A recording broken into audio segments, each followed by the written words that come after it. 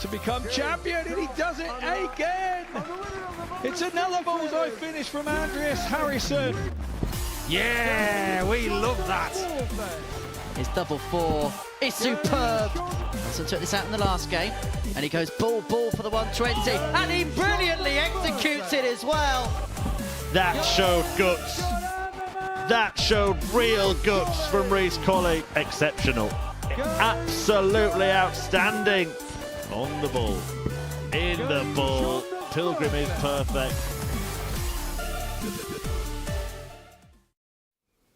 Your Saturday night starts right here, live at the Modus Super Series, where it's game on for the Super 6 at finals night. And half of the field for Champions Week will be filled at the end of this evening's action. Alongside me to guide you through it, Paul Nicholson. You've been here all week, and it's kind of lived up to the vibe of the series so far. But the theme of the week has been unpredictability, hasn't it? I don't have any nails left. It's as simple as that. And as far as Group A is concerned, we thought that was going to be the dramatic group of the week. But it has been the tail of the tape all week long. I think the last time we felt like we were cruising through the week was maybe Tuesday at times, thinking Stevie Johnston is going to do a job here.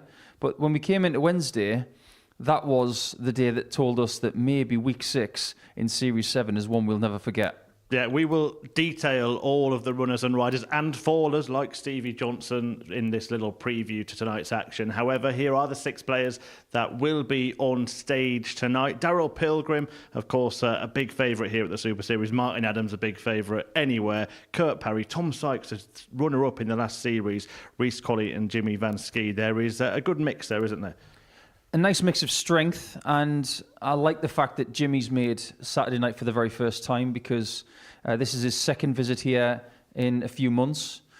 The last time he was here, he went through Group A and Group C and failed to do it. But now he's had a little bit of progression, which is what every dart player is looking to do at this stage of a season. Let's go through each group one by one then. Group A earlier this week, and it set the tone. Daryl Pilgrim, 20 points, but he isn't really the story. Daryl Pilgrim winning that group's not a surprise. It's the fact that Stephen Johnson went into that final day with a 4-point buffer and blew it. There were a few things that happened in Group A. You look at Damien Moll at the bottom of that group. He had a dismal first day with us on Monday, but he really started to get the hang of things on Tuesday and Wednesday. And then we started to talk about him a little bit further through the week because of the form he had in the first, the second day and the third day. But yes, you're absolutely right. The story of Group A was not necessarily about Daryl winning it. It's the nature of what happened in the final round. Stevie Johnston was in position to win that group and to have his feet up for 2 days and to get ready for tonight. As it turns out, Daryl Pilgrim had a job to do. It was to win his last game, but ultimately, some of the head-to-heads we've had this week have been pivotal. Look at something like this. Winning moments like that, it turns out that was key. Yeah, that wasn't the moment officially that Pilgrim got it done, but it would have been the moment for Johnston. He had a couple of games where if he won them, he would have been through. We saw another match as well against Jimmy Van Schie where maybe he was ill-advised to get sort of really animated, lost that. And we saw something similar happen to Stevie Johnson in Group B as well. Yeah, very true. I think when he goes back to Scotland in due course, he needs to understand how he felt in certain situations. It obviously hasn't put him into Saturday night, so he needs to figure out what to change or what to adapt for the next time he comes here. He's in a similar situation to what Jimmy Van Schie was in the last time he was here. He's had a crack at 2 groups. He hasn't made Saturday night, but now he's got to find a way to do it. And you've got people like Daryl Pilgrim who never fail in making Saturday night. It's now 7 from 7.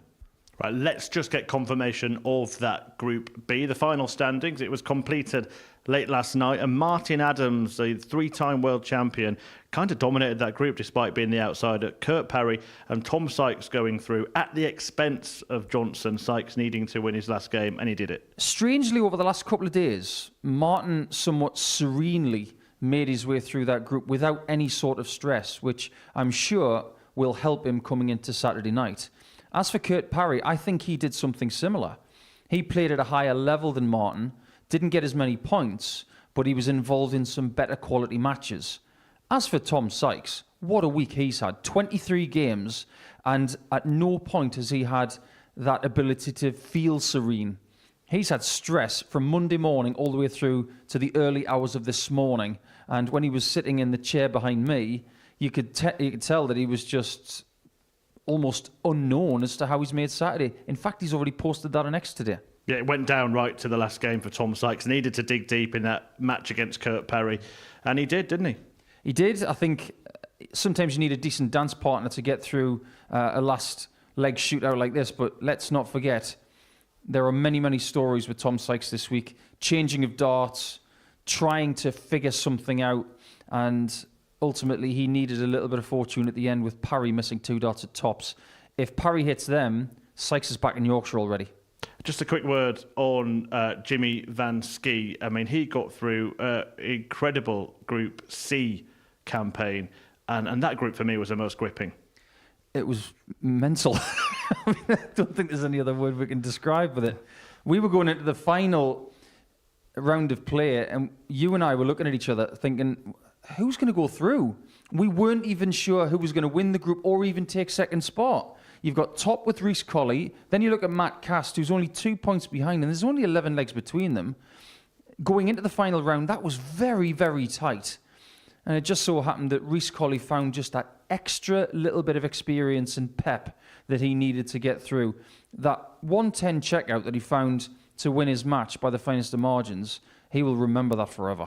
And I'm still kind of trying to work out what happened in that group, because not only was it nail-biting, we saw some really tense matches, but that 110 checkout, that was one of 23 three-figure finishes, and a lot of them came at times like this. I think somewhat unfairly, we say that Group C is maybe the worst quality of the week because you've got people from the bottom 3 of Group A going into it. But this is just as good, if not better, than a lot of the big finishes we've seen this week. We've had 4 170s for crying out loud. 2 of those from Dave Ladley, who finished bottom of that group. Exactly. That tells you the full story, doesn't it? Well, maybe not the full story, but it's definitely part of it. But 170s are plenty. We've had huge 160-plus finishes from the likes of Colley and others. But when you look at numbers like that, that is something that we are going to remember for a while. And interestingly, 7 of those ton-plus checkouts were to win matches. So even though it was such a nervy group, players really were finding the bottle at the right time. Particularly at the end of Friday, when everybody wants to make Saturday. They don't want to go home. We saw a 141 from Jimmy Van Schie. We saw the 110 from Colley. We saw a 150 checkout from Damien Moll, which was outrageously good. But we could go on and on and on. Group C, hat tipped. Well done, everybody who played in it. Right, tonight, it all starts again. What you've done this week doesn't matter anymore. Let's take a look at the groups that the players are put into. Paul, usually it's about asking if there is a favourable group. Most people looking at the entire field, however, would probably say that this is Daryl Pilgrim for the taking. Would you agree? No, I wouldn't. Not at all. I don't think Daryl's played at his optimum this week in any way, shape or form. However, when he comes here and we gauge his numbers from when he plays Players' Championships as a substitute or on the Challenge Tour, he does tend to bring those numbers down just a little bit when he comes here. So he needs to find that optimum level tonight. If he doesn't, there are players there who can expose that. Look at Sykes in some of the games he's had this week, and particularly last night, he threw the best average of the week of 108. Colley's at 107, and Pilgrim's only averaged 100 once. That's not like him. He usually puts in more explosive performances than that. And on a night like tonight, he might need a bit more than he's done this week. There is a sense that he might have the more favourable group of the two. But whoever comes through that group too, with Sykes, Adams and Colley, I mean, they're going to be feeling good, aren't they? And really battle hard and ready for a fight in the semi-final. It's a tremendous couple of groups. And you're right in what you're saying. We usually have one stronger group based on reputation or form from the week. I don't think we do tonight. We've got 2 even groups. This is one of those Saturday nights that I couldn't wait to get here. Look at the numbers. There are hugely impressive statistics for all players, and I can make a case for any of them. Right, let's see what the bookies think. What is the case that they are making? And they do indeed go with Daryl Pilgrim as favourite. Interestingly, Tom Sykes, the last player to sneak through, second favourite. That's so strange. You think about his route here. He was 3rd in Group A. He was 3rd in Group B. He hasn't even finished runner-up in a group this week, and he's second favourite. I think they're going quite safe with this, considering what he's done in some sort of recency. Because he has been to the final of a series, losing to Scott Taylor, and on top of that, he has won a week towards the end of that series, so they're going recent. With Daryl Pilgrim, if you like patterns, he got through to Champions Week in Series 1, 3 and 5. This is 7. So if you want that to continue, then Daryl's your guy. We've got a lot of players who've been on that stage and won a week before, so they've got the experience here. Martin Adams has got a wealth of experience that is probably more than all the players combined. And Jimmy Van Schie, the kind of unknown quantity coming into a Saturday night. What are you expecting overall from this evening? I think some of these players really want to open their shoulders and try and enjoy this occasion. But if there's someone tonight who's going to enjoy this with no pressure, it's Martin. The way he's been conducting himself in interviews lately, he's just enjoying playing. Maybe with a little bit of discomfort in his body, but in his mind, he can still compete. He hasn't reached the kind of levels that we would put with his name, but he's 67 years of age and still over 85 for the week. If somebody tails off and they give him opportunities like they did on Thursday, he could gobble this up, and there's a lot of people out there want him to win. Absolutely. Well, I'm going to let you go and enjoy it alongside Henry Deacon in commentary. But the first match is about to get underway. It's Daryl Pilgrim against Jimmy Van Schie on his finals night debut here at the Modus Super Series. And Henry Deacon caught up with both players earlier this evening. Jimmy, boy, that was dramatic yesterday at the end of Group C. Just managed to get your breath back after that? Yes, definitely. I just had a nice sleep and I'm ready for today. Just describe yesterday from your perspective. It was tough because I know I had to minimum win 3 matches, and I did so, but Damien started off really well. And that put me in a spot that I had to beat him, but I lost against him, of course. And then I had to wait and see what's going to happen, and it was 3 games. If the other one won, I was through. And it ended up being the last game, and that was a little bit, I never want my mate to lose, but I'm here for myself, and this time I had to have him to lose, and he lost. So glad to be true on Saturday. We saw the video in the outside the practice room yourself waiting around that. Yeah. That must be worse than playing that tonight, isn't it? That's so nerve-wracking, mate. It's just, just hope and see. And at the end, it went good for me. After as well, what happened last time, was it more relief as well than anything else to get over that line, get over that hurdle and get into a Saturday night? Yeah, the first time I was here, of course, it's my goal to get the Saturday, and then I just missed out on 2 points. I think I played all right that week, and this time I also played all right. I can do much better. I hope it comes out tonight, but to get over the line this week, I'm glad. I'm super happy with it, yeah. You won 3 of the ADC qualifying scores in Europe to get here. How much would you like to translate a victory there to merit your spot here and then turn that into a weekly win here? Oh my God, that would be fantastic, really. That would be the main goal, would be fantastic. Well, I wish you all the best, Jimmy. Good luck. Thank you, mate. Dal, a few days off. I suppose you needed it after the crazy end to Wednesday. Yeah, definitely. It's time to reflect after that. Now you've had a few days to reflect and look back on what happened. How would you assess the way it went? Yeah, I mean, I'd say I did throw some good darts. There was a few ropey ones in between, but looking back, I was pretty steady most of the time. Does that say a lot about where you are right now, that even when you're not at the best, you're still able to draw out a really good B game?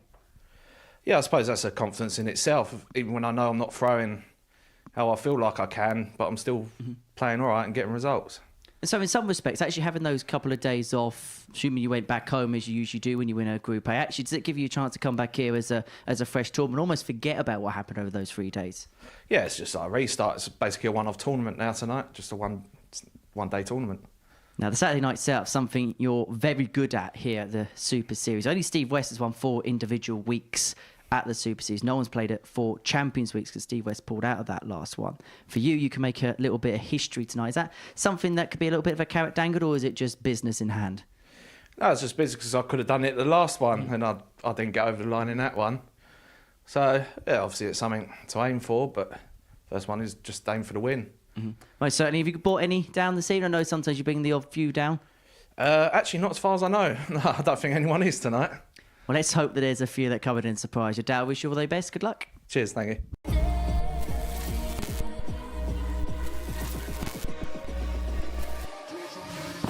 They don't get bigger than the fish. match. And Mr. P has turned his fortunes around. Wibble and a wobble, the others tend to follow suit. Another one of them leaves the bullseye for Darryl Pilgrim for 164. But it can still be done. Shot for 24. Bullseye for an act of rescuing. Shot on the 4th flag. To perfect chagrin from Darryl Pilgrim. Yeah, Darryl Pilgrim, such a superstar here at the Super Series, and plenty in the venue to watch him this evening. Jimmy Van Schie at finals night for the first time, in contrast to the regular on a Saturday night that is Darryl Pilgrim, the big Crystal Palace fan, the shirt donning those colours, and the Eagle will be hoping to fly through to Champions Week once again. Winner on the PDC on the Challenge Tour, and hoping to progress to Pro Tour darts next year. He takes on the giant Dutchman Jimmy Van Schie in the opening match of the evening. And Van Schie, he has, well, played Darryl Pilgrim 3 times this week. He did lose 4-0 to him on Wednesday, but each of the other 2 games went the distance with 1 win apiece. This, without doubt, the most important for the pair of them. And our pair, guiding you through every dart tonight, are Paul Nicholson and Henry Deacon. Thank you, Chris. Very good evening, everybody. And a week that has been filled with twists and turns comes to its crescendo right here, right now. At the beginning of the week, Darryl Pilgrim was the favourite to go on and lift the title. He is the favourite once again, 9-4, with the odds compilers to go on and make it a 4th Champions Week appearance come around about 11 o'clock this evening. But it hasn't been plain sailing for him. It hasn't been plain sailing for everybody. And if this evening is an example of what the rest of the week has been like, it is going to be tense. It's going to be tetchy. Paul Nicholson, this could be a night that could really light up the live lounge. Yeah, good evening, Henry. Good evening, everybody. Thank you for tuning in, and welcome to what could be another dose of Week 6 carnage, because Week 6 really has delivered from start to finish. Up to this point, of course. We're hoping that the finishing line is good, and as good as Group C, Group B, and Group A, because everything went to the very last game. And we've got a decent crowd here in Portsmouth here on Saturday night. And I think Portsmouth are in a rather good mood. Isn't that right, Henry? Yeah, 3-1 victory for the hometown football team to leave them now 1 victory away for promotion to the Championship.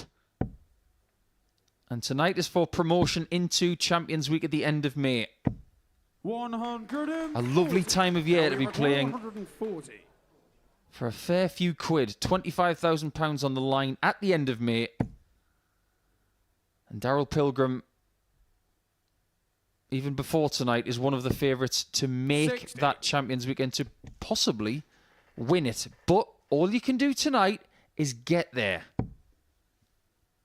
This is Jimmy Van Schie's first appearance in a Saturday night after his 2nd week of qualifying here in Portsmouth. Now we require 80. Better than his first visit. So whatever happens tonight, he has progressed. But this man, who's got 3 weekly titles previous, all he wants is the W. 60. Jimmy That require third dart clattered 32. off of the previous. And so it gives Van Schie an outside opportunity on the 1-3-2, the champagne shot. So it'll be for a break. And that first one's found beautifully. And he's decided to go treble 14 second dart. 124. Interesting. Now we require 20. I thought there was plenty of room in that bullseye. Game shown the However, first he can't pop the Darryl cork, Pilgrim. and Darryl Pilgrim holds very tidily in the first leg in 16 darts. Second leg, it's Jimmy to throw first. Game on. This week, we have talked about how Pilgrim has not played his best stuff. Maybe the best compliment we can pay him 27. after the fact of that statement is that not his best is still an average over 90 in 15 games. That is us putting him into quite an interesting bracket. 96. I would maybe put him in the same bracket as Andy Bolton now. Someone who hasn't got a massive title, but seems to always average 90 wherever he goes. 45. Well, let's delve deeper into Darryl Pilgrim's numbers, because people often say, well, we call Darryl the best player in the world without a tour card. Give us your reasons as to why. Well, I can give the reasons as to why, because currently he has the 55th best running average in the world. That is basically his average for the year, 92.23. That is basically, give or take, a very, very small amount of points away from Scott Williams, who made the World Championship semi-finals earlier this year. He's got a better yearly running average than the likes of Mensur Suljovic and Alan Suter. 59. Most of the time he's not playing against the same players, but the fact of the matter is, he is sometimes. And if you scan his numbers here this week, 99. you scan his Challenge Tour numbers and his Pro Tour numbers, when he plays against better players, he does play better. But then again, most people do get better numbers when they're playing better players. 97. Which is one of the reasons why I think he might need to go up a little notch tonight to get that 4th weekly title, to put himself in a very exclusive group. 100. And Schie's kind of plodding along in this game so far, but that 140 leaves him first to a finish in this second leg on the throat. Feels like an opening game, which hasn't been bad, but it hasn't really caught fire as of yet. Van Schie, 90 for a level match. Should go safe here. Go high. Forget about what I said. Double 5. 85. We're talking about someone who has won on the WDF Tour 65. this year in Romania. Double top for Darrell. That's a break of throw for the vastly experienced Saturday night Mr. P, because this is his 7th appearance on a Saturday night out of 7 attempts. At which stage do we stop calling him Mr. P and we just call him Mr. Perfect? Well, he has been perfect on that stage before, but as we mentioned earlier on, a victory here this evening mean he'd become only the 2nd player to won 4 weekly titles. Steve West did that in the previous series and did all of them back to back to back to back. But if Pilgrim wins this week, he'd become the first player to appear at 4 Champions Weeks, because unfortunately Steve West, because of his injury issues in which he was one of the very best in his recovery following his operation, was able to play in the previous Champions Week. And Jimmy's numbers this week. He's played 25 games, the same as Reece Colley. They've played more games than anybody else. 87.84, which is better than the last time he was here. Now you can put that 180 sign in the air. The guy in the front there with the white t-shirt on tried to raise it for a 140 earlier in this leg, so this time Darrell gives him exactly what he wanted. Patience pays off. 98. And Pilgrim is beginning to take off here. Ton 40 and a max in this leg. Leaves on 81 after 9. Loves the double 18, and that's where he started on the 15s. And he has got time with Van Schie back on 200. 49.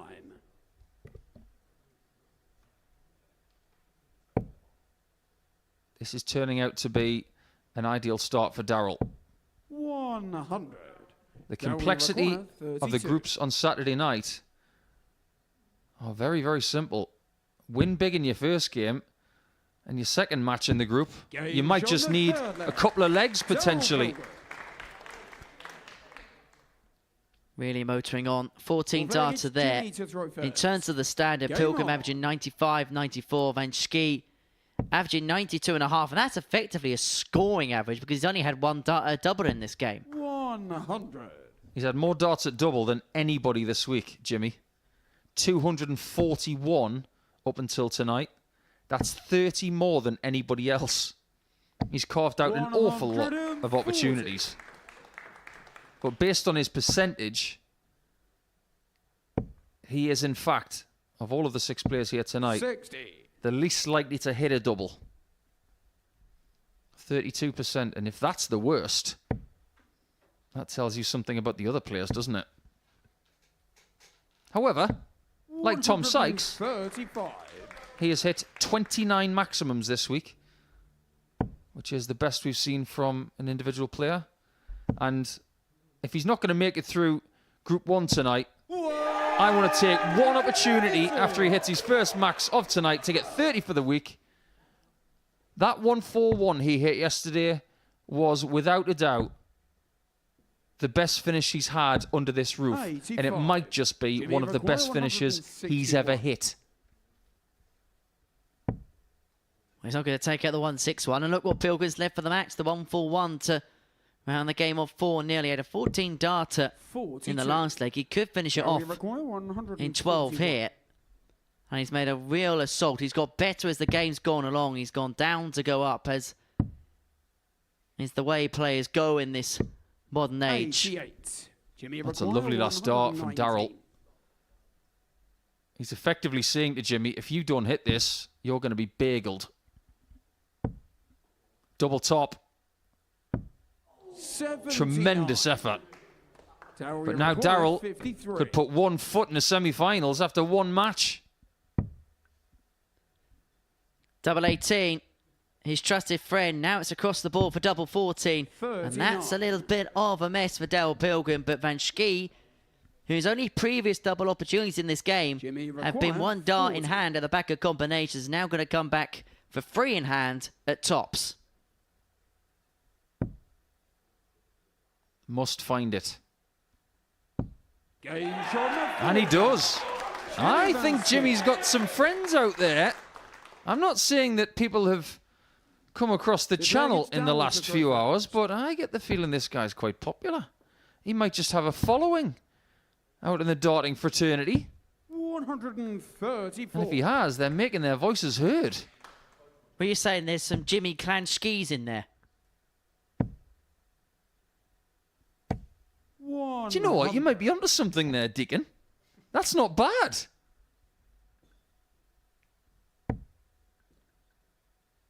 If we're going to have a group of Darrell Pilgrims fans, we're going to call it the Mr. P posse. 140. Actually, I think yours is better. You could call them Darrell's Pilgrims.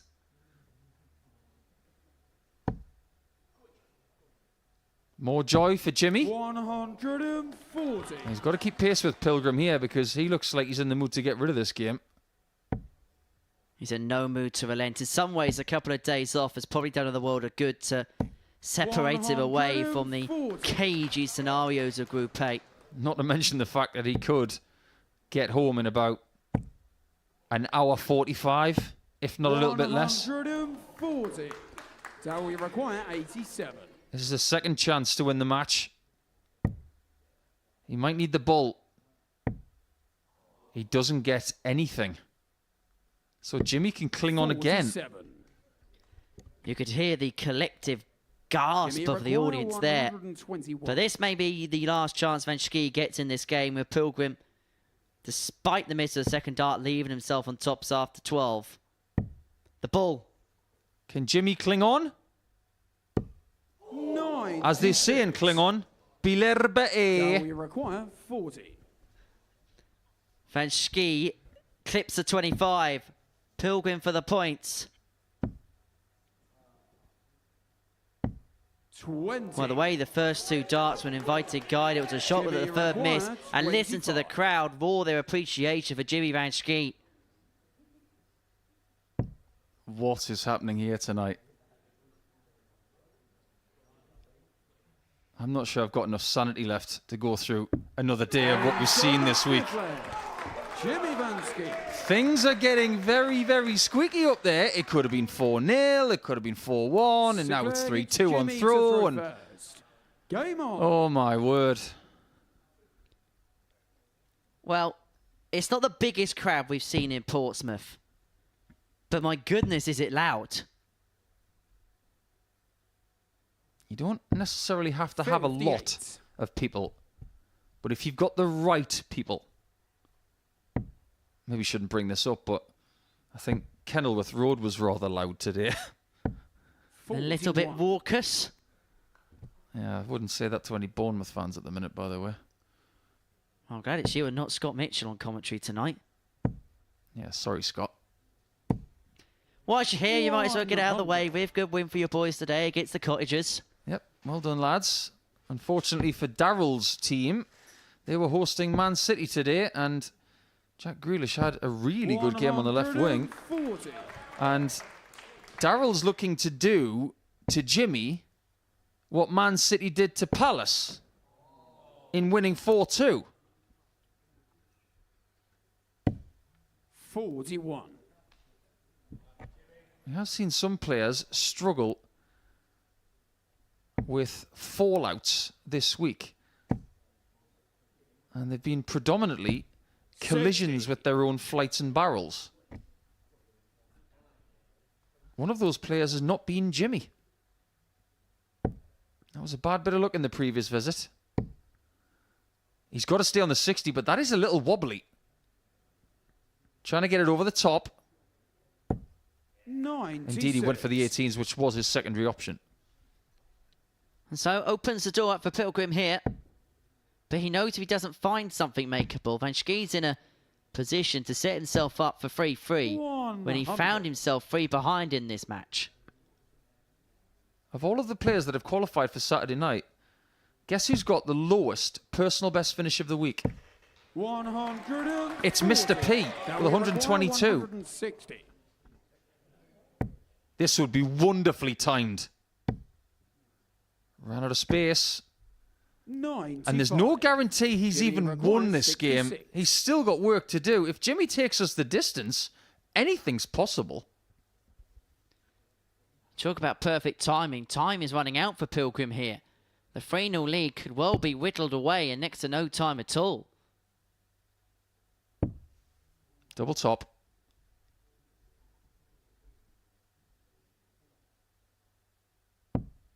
$46. Could have been game on. Now there's another chance for game over. The overriding emotion for Pilgrim here, if he wins, will be relief. And relief it will be for Mr. P, who raced into a 3-0 lead. He was then penned back in by Jimmy Van Schie before the bookmaker's favourite to win the night gets over the line in the end. You can tell that he's frustrated with the manner of his performance. It's kind of been the tale of his week. Pilgrim wins, but he's not overly pleased with the facets of his play. He comes off to a real big round of applause from the crowd that have made their way to the live lounge in Portsmouth. Pilgrim wins 4-2 in the first game of the night. Coming up after the break, this crowd are going to see a legend in action. The 3-time Lakeside champ, Martin Adams, will make his bow on the stage against the Series 6 grand finalist, Tom Sykes.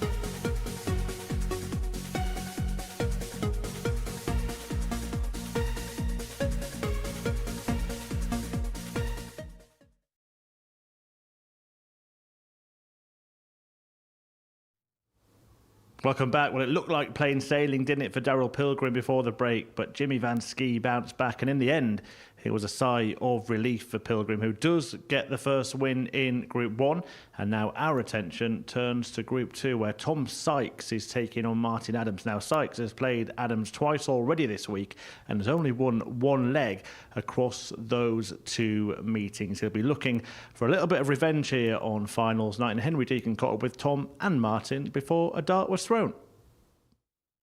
Well, Tom, it feels like here at the Super Series, drama follows you everywhere, and last night was no different, was it? No, it's been a crazy week. I've been up and down in every single group that I've been in so far, so hopefully it's a bit more straightforward tonight.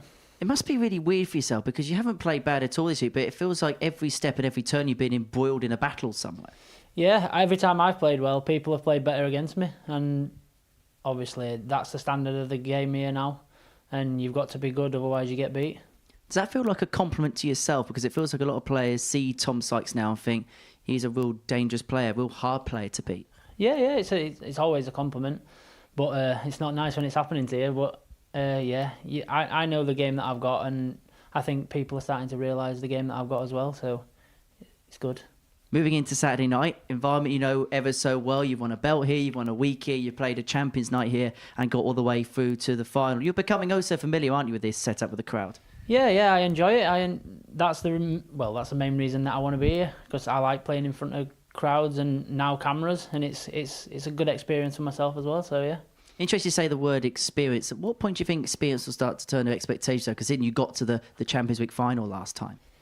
Yeah, I think that's been the main thing this week, why things have been going a bit weird. I think I've expected probably a bit too much of myself, but I'm here. Mm-hmm. There's only one goal now, so...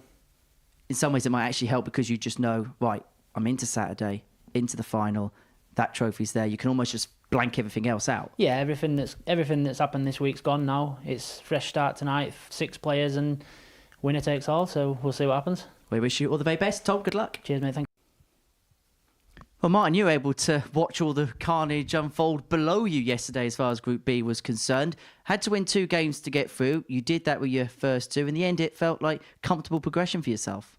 Well, in some ways, yeah. But I mean, it wasn't all straightforward. You know, you still got to work at it. And sometimes you have to rely on, your opponent missing a double or whatever and giving you that extra chance. What would be your overall assessment of that Group B campaign as a whole? I think it was a very, very good group. Good group, to be honest. I mean, yeah, there were some great darts. I mean, Stephen, when he played me yesterday, I mean, what an awesome game. He was just something else, wasn't he? 3 180s, banging them away, but it's amazed like he didn't get through. One of the things we picked up on yesterday was, especially in that heated battle against Stephen, is that smile on your face. Those types of battles, you just love still being involved in them, don't you?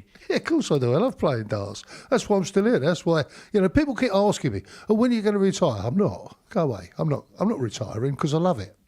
And you love nights like this, play in front of a crowd, the crowd love you. It just feels like a real nice match made in heaven. Well, it's always good to have a crowd, isn't it? You know what it's like, different places where you play. It doesn't have to be a massive crowd, but as a crowd loving darts and supporting you when you're playing, you can't get it better than that. You played in many venues during your career. Okay, it's not quite the size in terms of attendance and capacity, it may be like a Lakeside or some of the other venues, but where does this compare in terms of the ambience, the atmosphere and the way it feels when there's a crowd here? That's as good as anywhere, really, to be honest. I mean, you don't need the massive crowd singing and chanting and all that old stuff. But what you do want is people that love watching darts and get behind the support the players. They don't have to support any one individual player, but they can support all the players, all the night, and have a great night themselves. Couple of howls? Well, yeah, a couple of howls is always appreciated, yeah. And in terms of yourself, possibility to win your first title here in Portsmouth, that would be high up on the radar. Yeah, it'd be nice too, but, like I said, I'll never count my chickens, It will be what it will be on the night. Well, I look forward to watching you play on the night, Martin. All the very best. Thank you very much.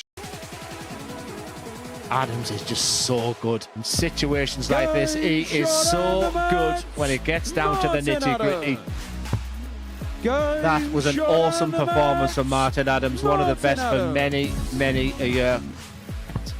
What do I know? Absolutely outstanding darts from Martin Adams. It is time for Wolfie here at the Modus Super Series. Martin Adams on that stage. What a legend and what a treat for the audience here in Portsmouth to see such majesty right in front of them, up close and personal. 3-time champion of the world, Martin Adams, but still deep into his 60s looking for a first. And that would be winning a week here at the Super Series. As you can see, 67 years of age and still going strong, still enjoying every minute of playing darts, whenever he plays, wherever he plays. But the task is tough in the opener. Tom Sykes, a runner-up of the previous series here at the Live Lounge, but needs to get his own back on Martin Adams after losing back-to-back matches against Wolfie in Group B. Can he do it? Let's find out in the company of Paul Nicholson and Henry Deacon. Chris, thank you very much. And when Martin Adams enters the stage on a Saturday night, there is a real special feeling around the Live Lounge in Portsmouth. You said in that introduction, age 67 years of age, but his mind still feels like he's 21 again, and he plays with that infectious enthusiasm as if every single dart that he's thrown is the first he's ever picked up. But against Tom Sykes, he has got one of the toughest assignments in the amateur side of the game. Yeah, this is a tough one for Tom. And I think this is a mental battle. Well, they enjoyed that one. And apparently the guy at the front, who we referenced in the first match, he apparently is having a very good evening because he won the 9-dart challenge in the social media room. 55. So, congratulations. He looks a bit like Dave Portnoy from YouTube, doesn't he, doing the pizza reviews? 134. Well, it is 5 o'clock somewhere, apparently, but there's something that we did learn about Martin in that interview. Apparently, he doesn't know how many chickens he's got. Yep, all the big exclusives here at the Super Series, but serious point, and he brought it up in that interview, unprovoked as well, when he said, well, people keep asking, when am I going to retire? When is it going to be the end? But he's very adamant that for as long as he still enjoys it, and for as long as he can still play at a high standard, he's just going to carry on. You're not going to budge Wolfie anytime soon. Yeah, I get the feeling that he'll have to prize those darts out of his hands. 100. He will grasp onto them as long as he possibly can, but this is as bright a start as Tom has had against Martin this week. This is their third meeting, and like Murph mentioned, he's only got one leg so far. And you made an interesting observation when we were talking off air about an hour ago, Henry, and I think you're spot on. One of the reasons Martin might get through this group is because the two players he's playing against will be playing against Martin, not against someone who's averaging... Oh, that's a bad miss.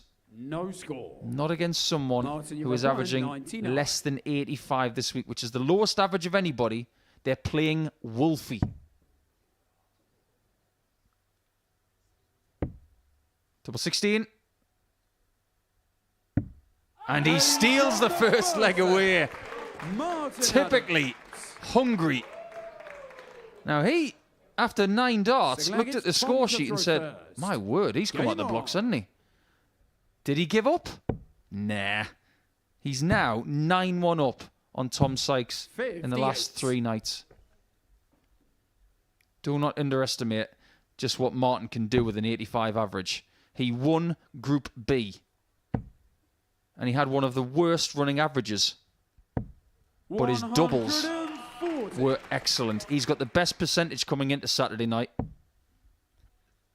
Well, if we spoke to Martin Adams about his average, he would quite literally laugh you out the building. He doesn't care a hoot about statistics or metrics. All he cares about is stepping on that hockey and winning a darts match. I remember having a conversation with Martin and Robert Rickwood once. And 41. they were both talking about how young players can sometimes look too much into the statistical side, how players will win and they're disappointed with their average. And I remember it's one of my favourite lines I've ever heard from Robert Rickwood. And he said, what was your average to a player? Another player said to him, I lost. And that generation, that's for them, it's about winning and losing, nothing more than that. Absolutely right. 81. averages at the minute are everywhere. People of Tom's generation have grown up with averages hitting them in the face. Whereas when Martin was playing county in the 90s, playing Super League, they were just a metric to let you know how you played. 64. You didn't really care. 150.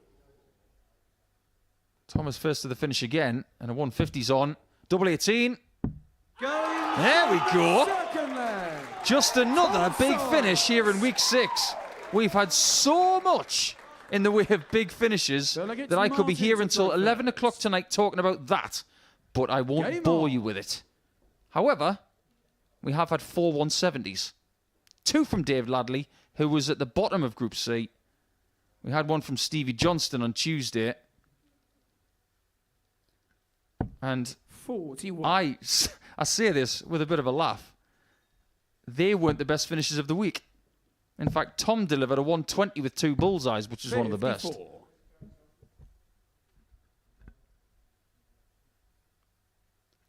And you get the sense that a finish like that will be enough just to settle Tom down a little bit, because that first leg could have really knocked the stuffing out of him.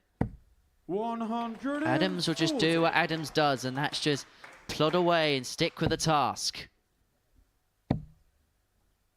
Throughout this week, Tom has 60. changed between a somewhat older set of darts and a newer set. They're the same construct.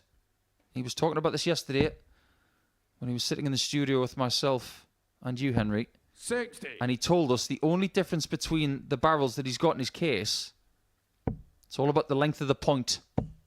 These ones are longer, and that's why he's using them. He thinks with the slightly longer points, he'll get more of those. And these fans tonight are being treated to a fair few 180s already. That's the 4th of the night. 23. Well, it's not been a bad day of sport in Portsmouth, has it? That gentleman in the first row after that 150 checkout's very much had a good day today, hasn't he? Well, he should be heading downstairs here, Tom. And he will run for cover on the 17s at even Sylvan 70 after 12. And Martin Adams, who took the first leg, is under severe risk here of being broken in the third. He's going to stay up top and find the second treble. 140. Tommy requires 70. Double 8. A successful shot here will give him the most legs he's had against Adams this week. He's cooking now. Tom Sykes. I think his mentality coming into tonight is really, really good. Now that all the qualifying is over, this is just, let's see who can do it. It's like a street fight in darts. Let's see who's got the best in their locker, and we know that Tom has got some support here. Yeah, that was his dad who was giving it the big un when he won that third leg. He really is a right old character. You remember the week that he won, where he was pretty much orchestrating the entirety of the crowd. I think if he is allowed to stage surf, he would have done so. I think Tom's dad at the minute is looking rather stressed. But at the same time, 95. He'll be feeling immense pride. Look who he's playing. When Martin won his first World Championship, Tom was 14.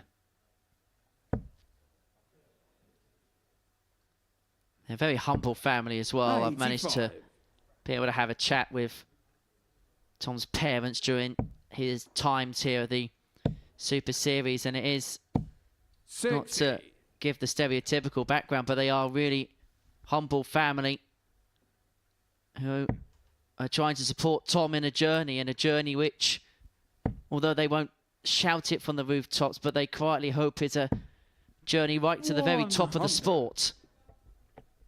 It'll take a bit of time, but this is the right vehicle for him to improve and to figure out what kind of player he wants to be. 60. He's getting plenty of reps, plenty of games, plenty of exposure against players like Martin. And so far, this game is following the script when it comes to statistics. Sykes came into tonight with the best running average of any player. Slightly ahead of Darryl Pilgrim. And Adams came in with the lowest. 58. There is a bit of a gulf between the two. In fact, it's 11 points at this stage, with Tom leading 2-1. But that shouldn't be a surprise in Tom Sykes' matches that he runs away with the scoring average, because if you actually look at his first 9 average over the course of the last 12 months, he averages 95.48 for his first 9 darts. So he scores incredibly well and has left himself on double 8 after hitting a set-up fish, if he gets a go. He will now.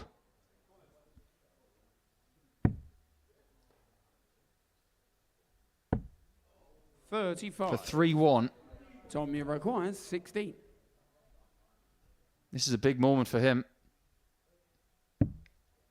Dream guide.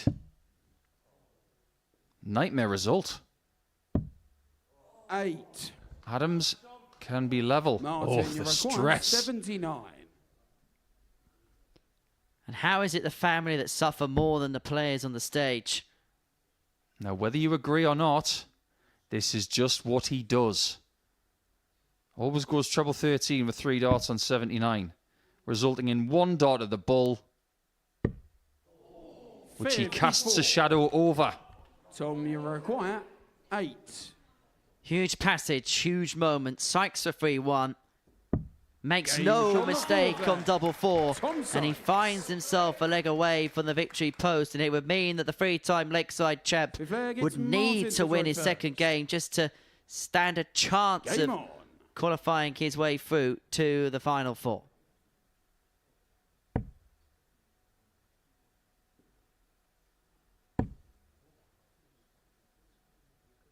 Adams has made a final here on a Saturday night before. 21. Lost to Justin Smith in a previous series, but did get an invitation to Champions Week. 40. Only lost 3 points there. Would have felt a lot worse had that been 51. But there's only one person here tonight who has never been to a Saturday before, and that is Jimmy Van Schie. Sykes loves Saturdays here in Portsmouth. He mentioned that belt match that he had 47. for the Yorkshire belt against Chris Quantock. I think that was the start of something that day. And sometimes it's not just what you see from a player 42. that ignites who they can become. It's something that you might not see.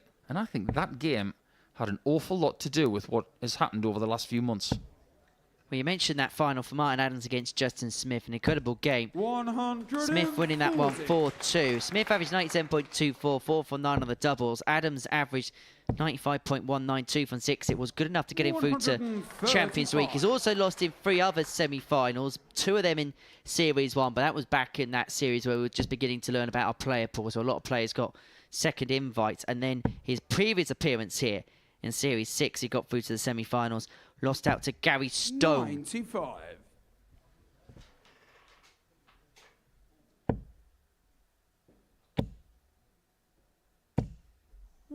Doesn't get to a finish.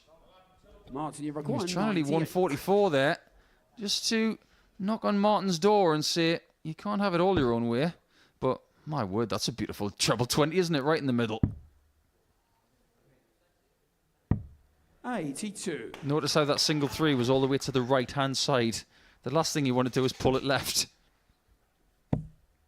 Now there's pressure. 180. Martin, you Dead require cat 180. Does it work? Double 4 to save the match.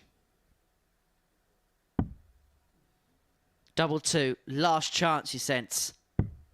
And the double that Adams has pulled wide is the double that Sykes wants for the win. We spent the whole week having to survive moment after moment. It's almost like those 2 darts have moulded into one. But the third one has made it. How has he got past those? By hitting them. What a strange turn that was. But 4-1 against Wolfie. two things have just happened. Tom Sykes has put himself in a fabulous position to qualify now ahead of his second game with Reece Colley, which will be in game number 4. But Martin Adams is in a little bit of trouble, and he'll have to wait until game number 6 of tonight's schedule to have a chance of making the semi-finals once again.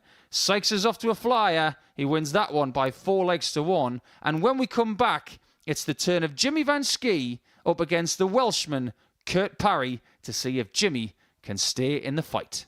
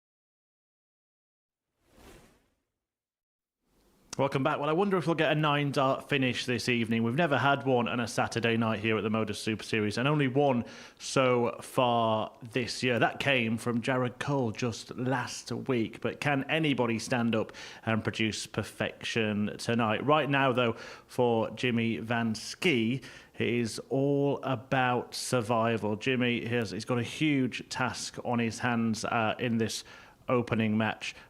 In his second match, rather. Van Schie went down in his first match tonight, and he needs to win his next game against Kurt Parry if he is to stay alive. If Parry wins it, he goes through, and he spoke to Henry Deacon a little earlier tonight.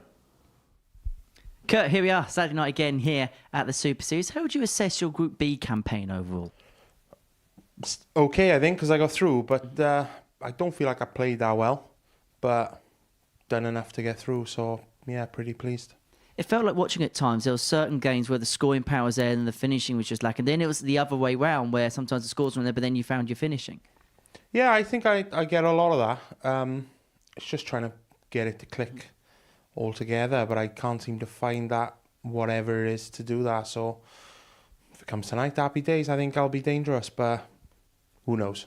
How difficult is it to find it? Because it's easy for people to say, well, that is that bit you need to try and find. But actually, when you're in that process, how difficult is that to unlock? Yeah, I think when you haven't done it a lot for a long time, then yeah, it's difficult, you know. Even if you have good patches where you're playing well all the time, then it's maybe easier to find. But, you know, my practice going well and everything clicks in practice, which is the easy part. But, yeah, when it clicks on stage or in competition then properly, that's what I'm looking for, and hopefully it comes soon. Is that the fear for everybody else? If it clicks tonight, then they're in trouble? Well, I don't know, because they're all quality, but I feel like I can beat anyone when it does all click. So it's just if it does. So you won the Champion of Champions at the end of last year. So you get to the semi-finals the last time you were here at the Super Series. How much would you like to go a step and a couple of steps further? Oh yeah, of course. It's why we turn up, innit? You know, we turn up whether it's at the beginning of the week or coming in Group B and C. You want to be lifting that at the end of Saturday night and going to Champions Week. So yeah, of course, that's the plan. If it goes, it goes. If it doesn't, it doesn't. We wish you all the very best, Kurt. Good luck. Thank you very much.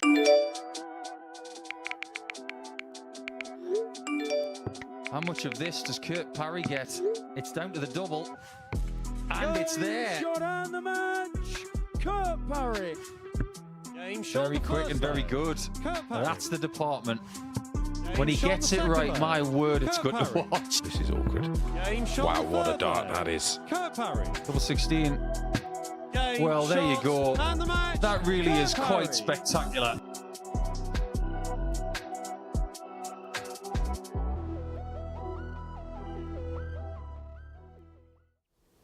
What else is anybody going to do on a Saturday night other than watch Kurt Parry?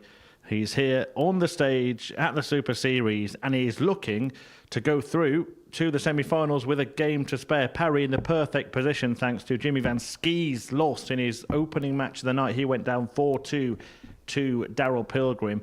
That means that this man would be through with a victory and would just be playing Pilgrim in his final game for the right to top the group. Just to put you firmly in the picture, Jimmy Van Schie himself can qualify if he wins 4-0 or 4-1 in this match, but Parry is through and Van Schie is out if Parry gets the win. I'm talking you through it, Henry and Paul.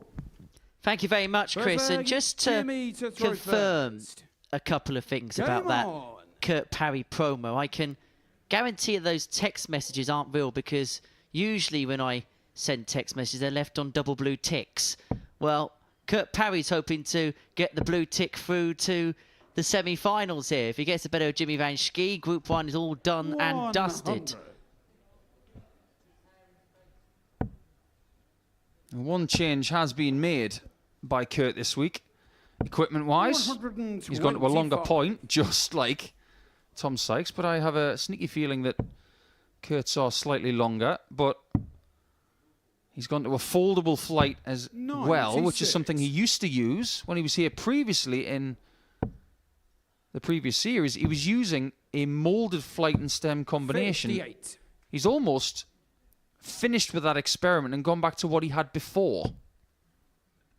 Numerically, it's fair to say that he's not playing at the same level as the previous series, but he's put in a few performances this week which have definitely caught my eye.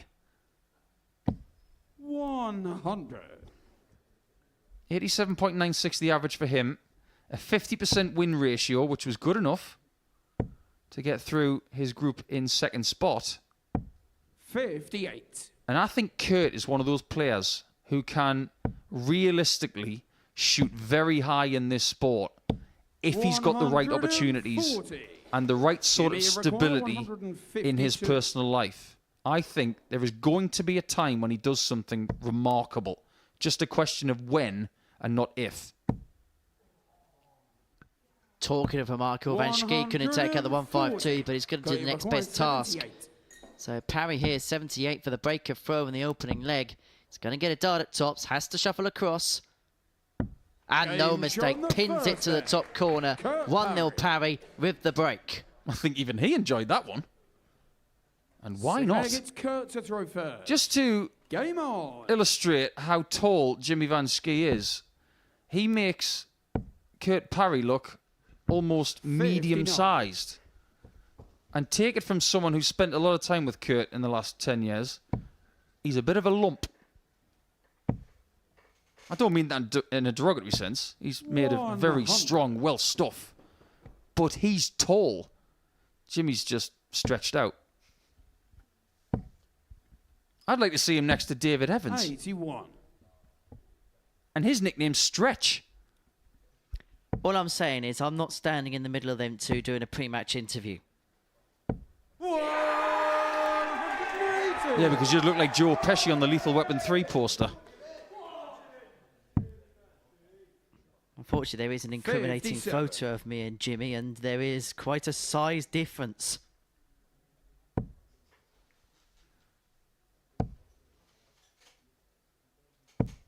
$100. Jimmy Van Schie, at this point of the match, has got very little wiggle room. 58. Kurt Parry's already put him in the corner. 21.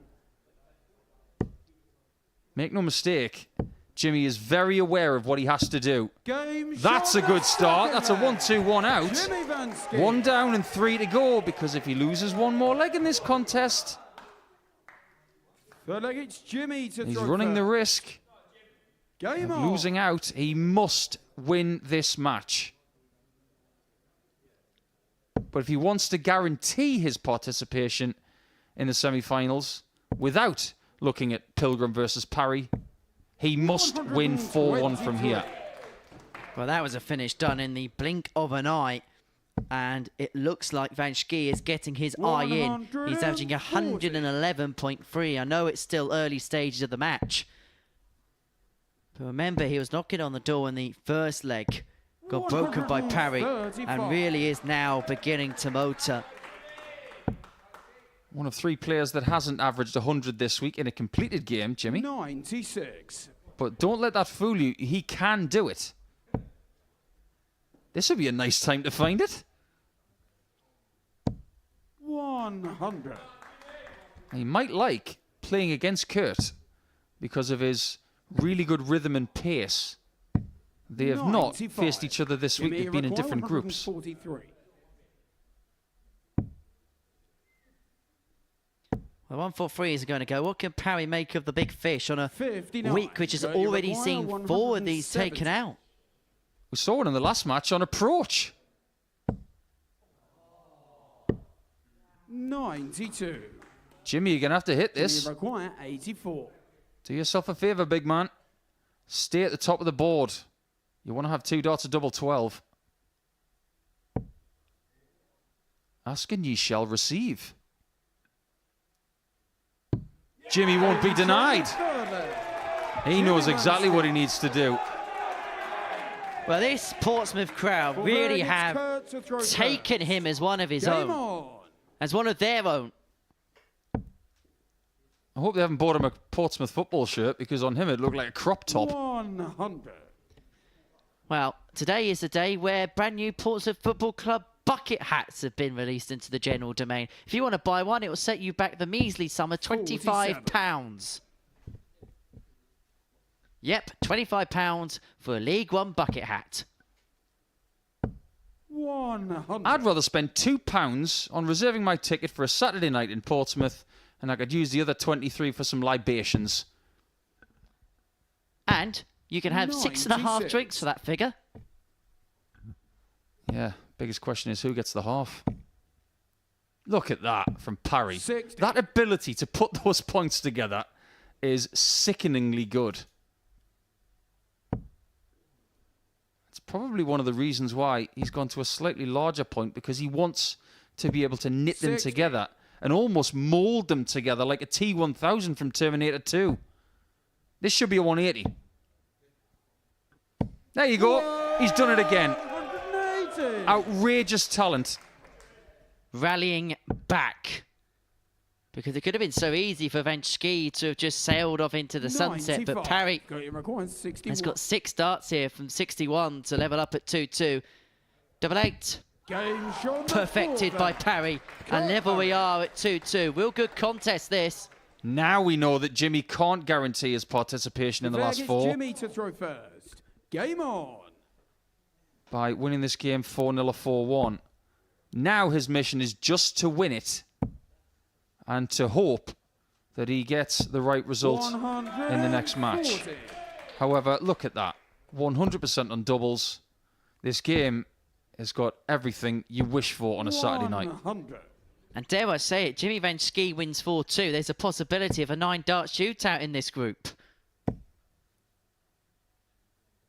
There hasn't been one since October the 15th, 2022, where somebody by the name of Christopher Mason won it.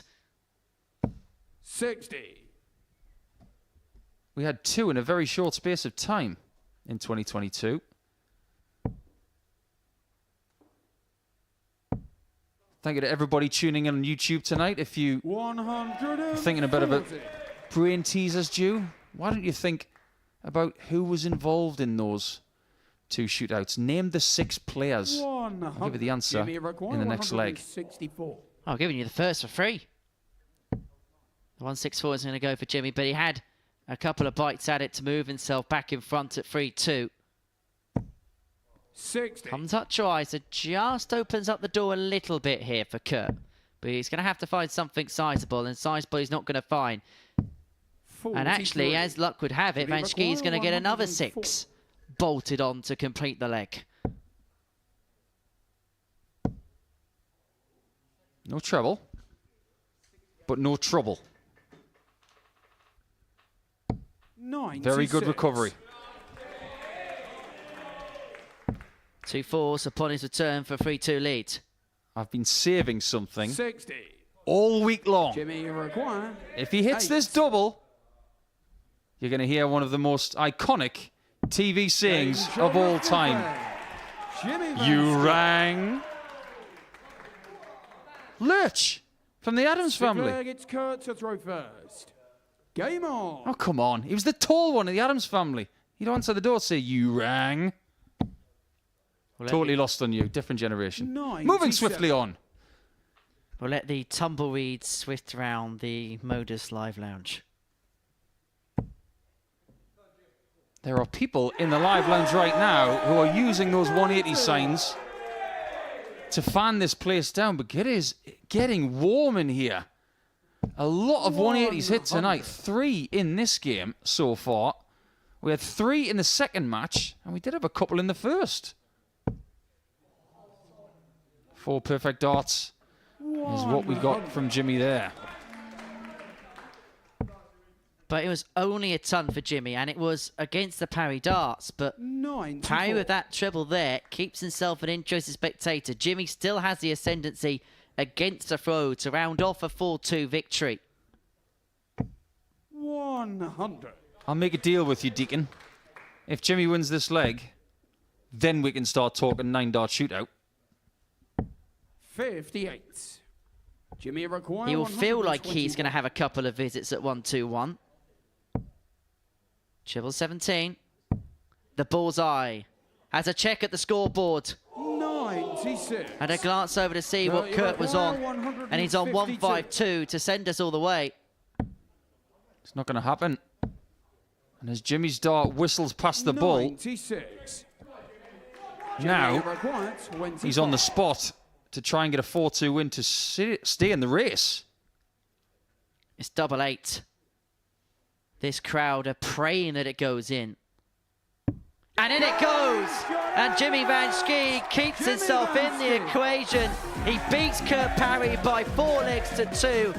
And this crowd on the south coast of England have taken this lofty Dutchman as one of their own.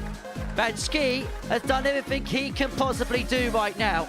He has to sit in the practice room like he did yesterday and wait. He averaged in excess of a ton as he takes the acclaim of the crowd in a 4-2 success. 100.88 the average, 4 from 5 on the doubles, a 1-2-1 in there as well. That was absolutely superb from Jimmy Van Schie. He beats Kurt Parry by 4 legs to 2. Coming up next, Tom Sykes can confirm his place in the final 4 if he gets the better of Reece Colley.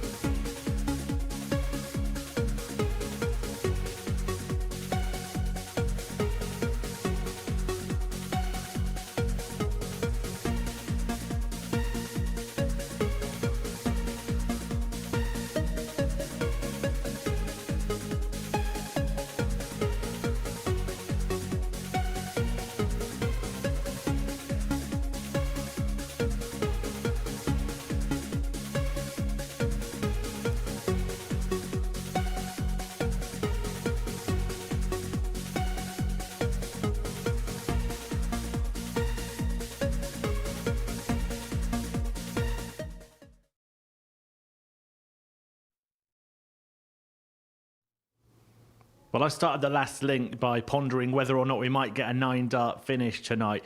We might not, but we could get a 9-dart shootout because Jimmy Van Schie's 4-2 win before the break there means that is possibly on in Group 1. But it is time now to turn our attentions back to Group 2. And the last player to appear on the stage tonight is Colley, a weekly winner in the previous series. He is in action against Tom Sykes, who got the better of Martin Adams in the first match of his campaign and will be through if he can conquer Colley. Let's hear from Reese. Reese, Saturday night of the Super Series, it's becoming an even more regular occurrence, but goodness me, did you scrape through yesterday? Oh yeah, I made it hard work. The 110, like I said yesterday, was probably the best 110 I'll do all year, but I'm looking forward to tonight and can't wait to get back up there.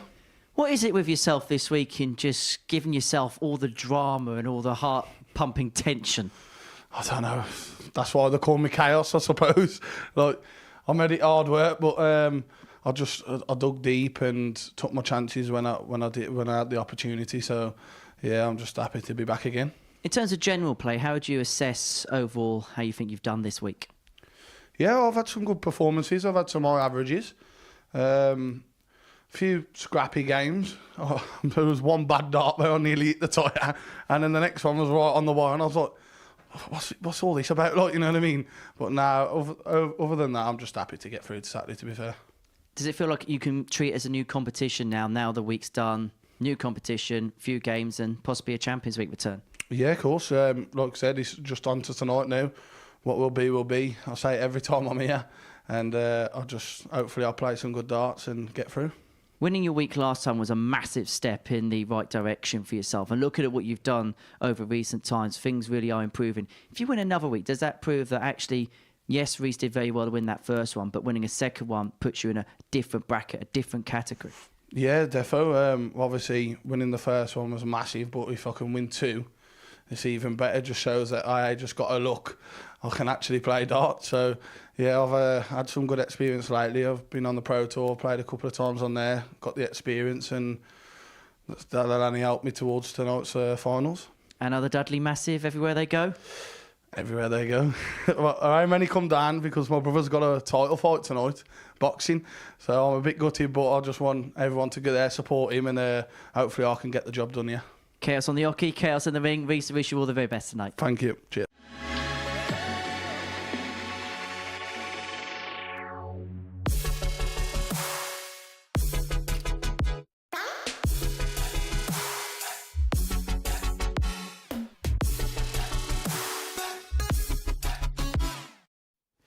Yeah, interesting stuff there from Colley, who did have all the family last time he qualified, but there are, well, other sports to attend to. Colley, though, hoping that he proves to be a knockout this evening, and he's looking to win his first little bout of the night against Tom Sykes, who already is in a very promising position after that 4-1 win against Martin Adams in his opener. Sykes will qualify with a win over Colley.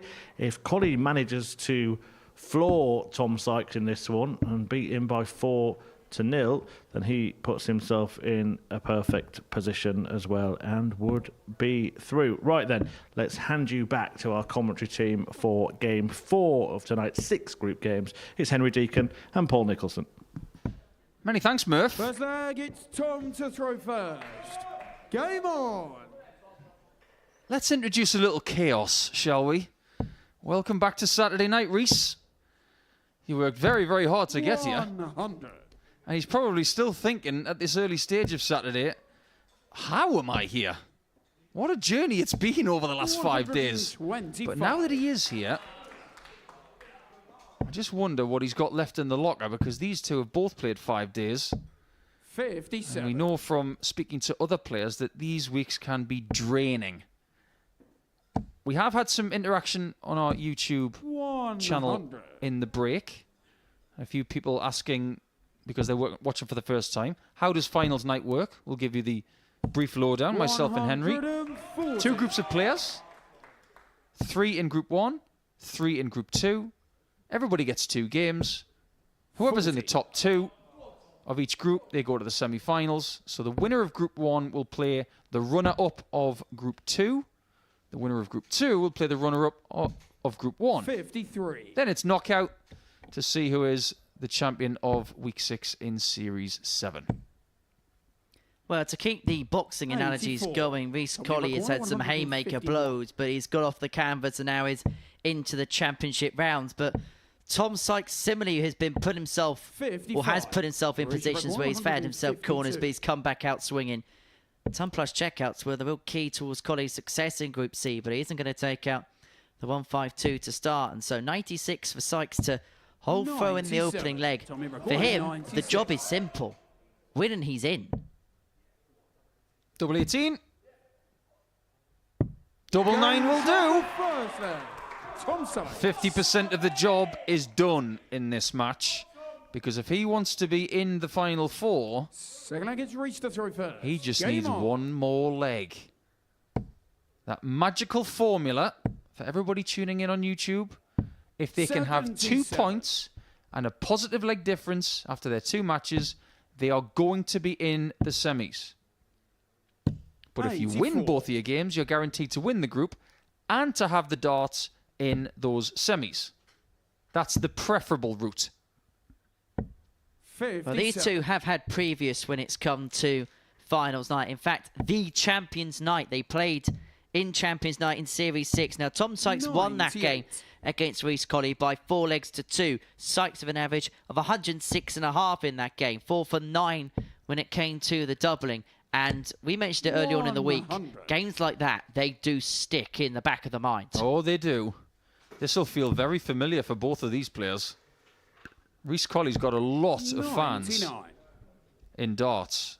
Maybe his family isn't, well, they're not present because they're at his brother's fight here tonight. 97. But he's got plenty of love in the chat room, including from a certain Jamie Atkins, who's saying, come on then, Reece, kick on.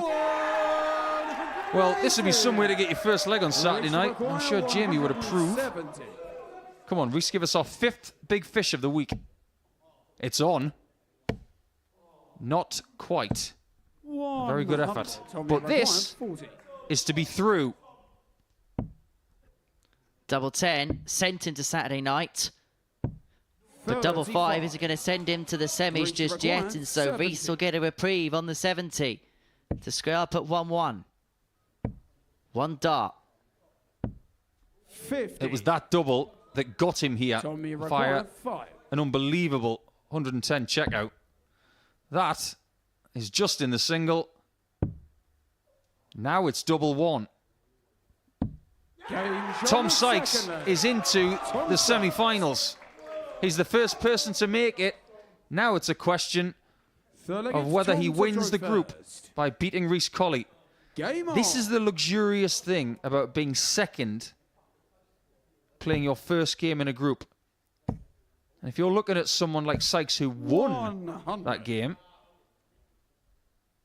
you've got a double chance. Because you can lose this match. 44. And then by beating Martin Adams in game number 6, you will be safe. 93.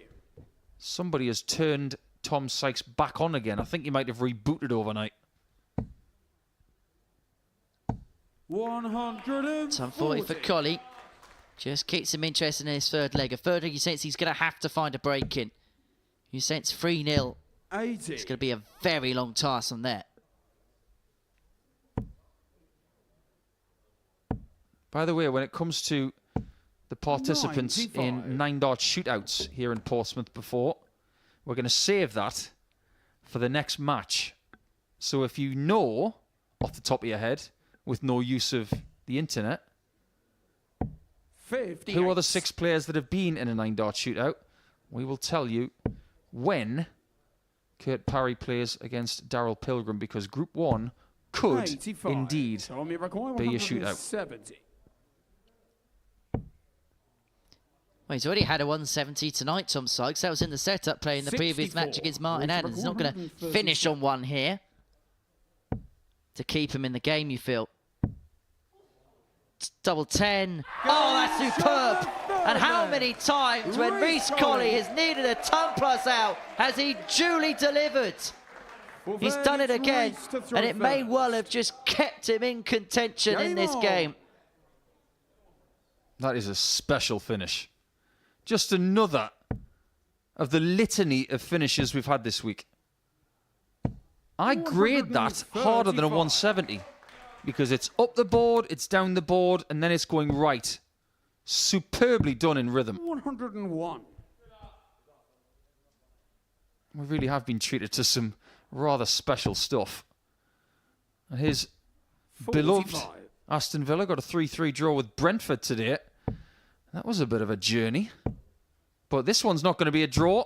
57. But ever since Reece Colley changed his flight to the Villa flight, he's played better. I don't think that's a coincidence. 60. Is it going to be a good evening for Reece Colley this evening? 60.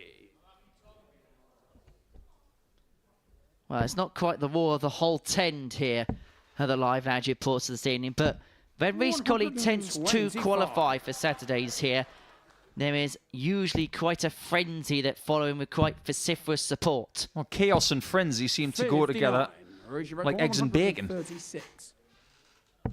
That's a beautiful first start. Not another big finish. 120. That one was arguably a little bit easier than the 137. All of these players here tonight are very, very aware of what they have to do to get through. They've got a lot of experience of Saturdays, apart from Jimmy van Schie. Double four. We have a level game. Reece Colley. Something about these two going at it. I think they're going to have a lot of time together in different practice rooms and different ockies in the next 10 years. But the one thing that is rather strange from the 3 meetings they've had this week is that Tom Sykes has won them all. But last night we were talking about how Tom Sykes hadn't beaten Stevie Johnston in 4 attempts. Then when he beat him last night, that was more important than any game they'd played. Got to say now, this game dwarfs the importance of all of their games in Group A this week. Well, it was interesting when Tom Sykes spoke to us yesterday. He said he had no idea about the happenings of last night. And he would have felt like he had no idea as opposed to the 2-leg KO chaos that Colley provided him. But he's managed to come back up off the canvas and has got 6 starts on 110 to come back swinging himself and to lead 3-2. Well, this is Reece Colley's favourite number. 90. At least it's his favourite number this week, to date. Got to be careful here, but 140. take careful, throw it to the wind, and just try and max it. 140 will do. He probably thinks the leg is over already anyway, which it is. On the 5th leg, Tom Sykes. These two are throwing big stuff at each other. That's a 13 for Sykes on the back of a 14 previously. If you guys at home were thinking of coming here tonight and you decided not to, because you do have the ability to go online and reserve your ticket for a Saturday here in Portsmouth on London Road, I think you might have missed a trick. The atmosphere in here tonight has been absolutely sensational. And this is not one of those nights where half of the crowd are supporting one player. Martin Adams said it earlier. This is a crowd that is here to watch darts and to support everybody. However, some of the lads on the right-hand side are somewhat tipping their support towards Jimmy van Schie, but they can't support him anymore unless he gets a 9-dart shootout. 30. There is a selfish part of me that hopes that that carnage becomes a reality. 60. Colley can relax in this position. He knows that if he does lose this match, it will be a shootout with Martin Adams in game number 6.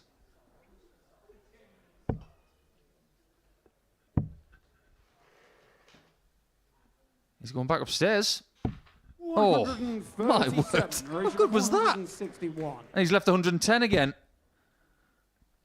And now he's got 110 to win the group and to put his feet up for about an hour. To hoist Colley by his own petard. One dart at tops. 90. Doesn't go, and Colley is still in the fight. 106. One treble, which he needs now. And because he can't get it, 38. it's looking likely that it will be a shootout with Adams. 20. Sykes hits this. He wins the group and has the darts in the semis. Double five. And Sykes is coming alive on Saturday night. A week full of turmoil where he really had to battle through. Tonight, it feels like a different story. It could be an ominous story for the man from Yorkshire. Watched on by his family and his friends. As Colley departs, he knows now that he is playing a quarter-final in a couple of matches' time against Martin Adams. As for Tom Sykes, well, he gets the acclaim of the crowd. A very proud dad that comes to shake his hand as he goes past the stage. A 4-2 victory for Tom Sykes, who sings his name to the crowd. Coming up after the break, we're going to watch Kurt Parry up against Daryl Pilgrim.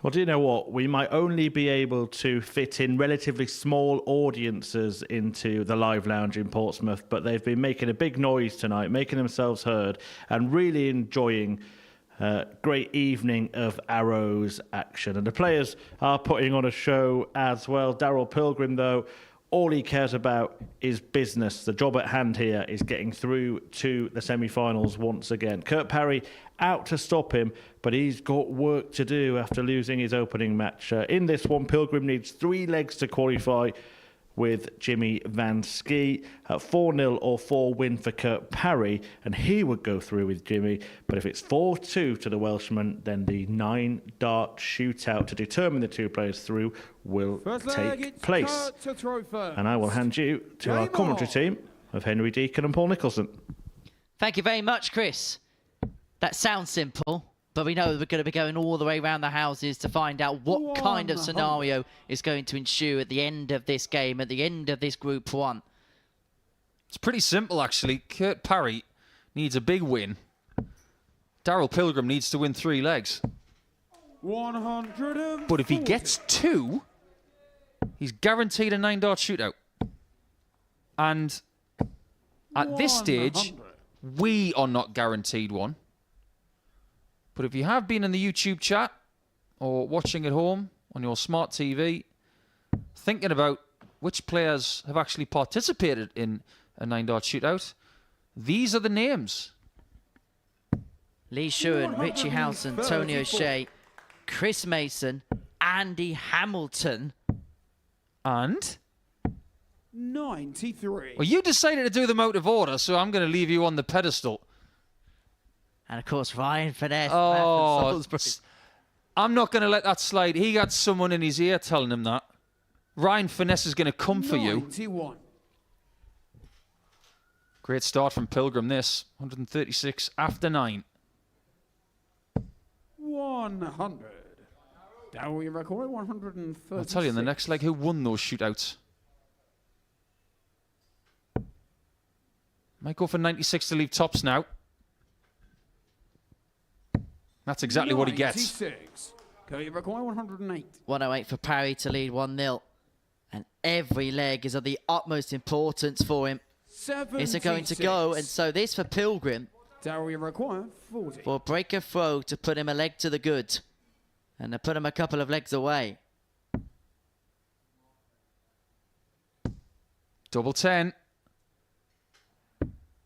There was a little snarl there from the man from South Croydon. 32. Now he's snarling for a very different reason. Because he could be behind. Game shot on the And he is behind. Kurt Parry. This is week 6 of Series 7. 5 winners so far in this series from 5 different countries. The only person who can make it 6 countries is Kurt Parry. Hasn't been a Welsh winner of a week since Mike Gillett in Series 3, Week 11.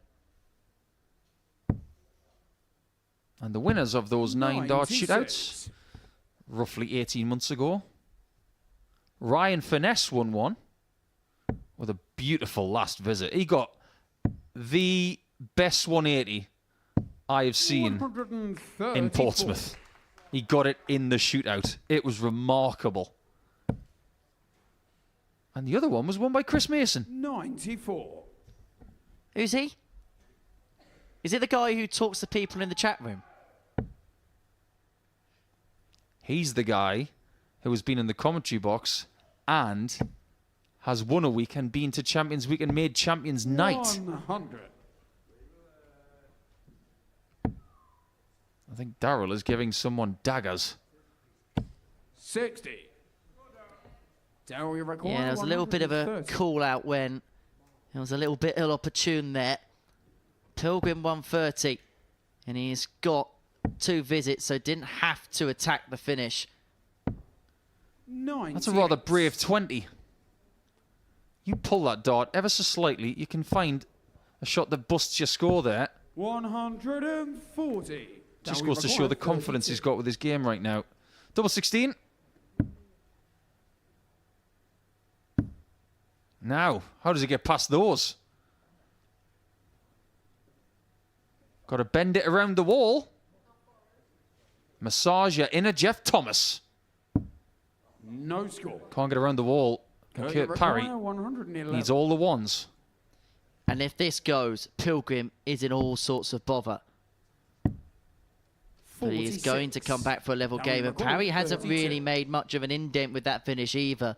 So back for the clean bed of double 16. And this time it's found as he frails his arms in the air. 1-1. If we do get to a situation where Daryl is forced to throw in a 9-dart shootout, it was those 2 legs against Jimmy Van Schie where he was 3-0 up, he was in full command of the game, had a couple of off legs. Jimmy took full advantage of that. And how many times do we mention and reference on a finals night? If you're not going to win, you keep the margin of defeat as small as you possibly can. 94. It's easy to dissect things when you're in this situation, but you should be focused on just winning every leg at a time. Daryl's been in enough pressure situations in the past. 100. He's evolved with us over the last 2 or 3 years. He used to be the person who would constantly 100. just lose out. But when we came to Portsmouth, and in fact, as we migrated from Southampton to Portsmouth, he started to become a better player.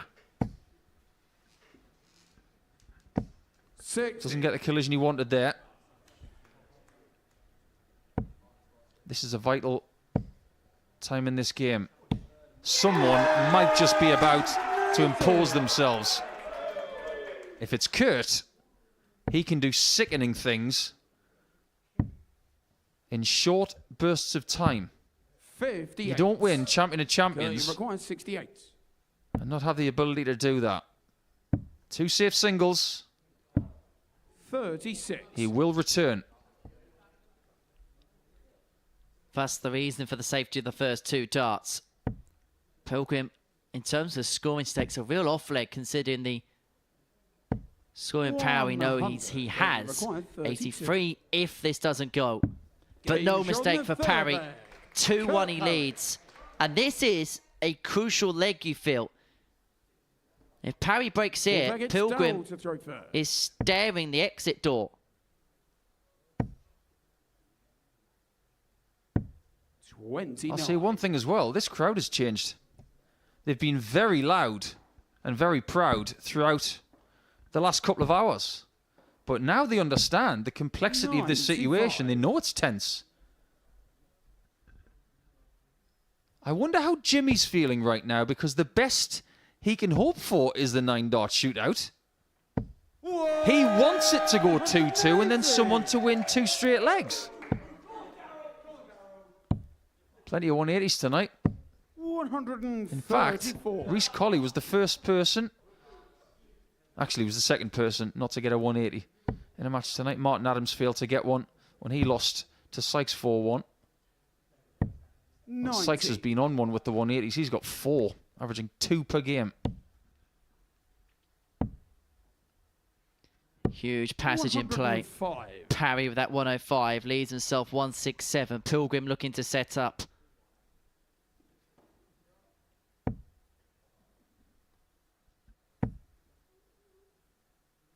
Needs a treble here. 60. Doesn't find one. There could be some darts fans at home tonight dusting off their calculators. Bullseye. 142. You are absolutely right. 142. That noise made from the crowd told you everything about how close that was. And 3-1 to Parry is staring him in the face. 102. Huge moments incoming. Pilgrim has left himself on top to square this game up. But Parry's just going to have 2 in hand at 888. And he can't take the opportunity. Pilgrim's back for parity.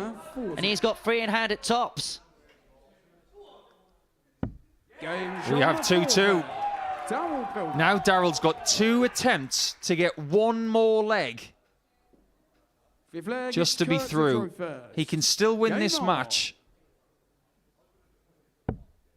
And still win the group.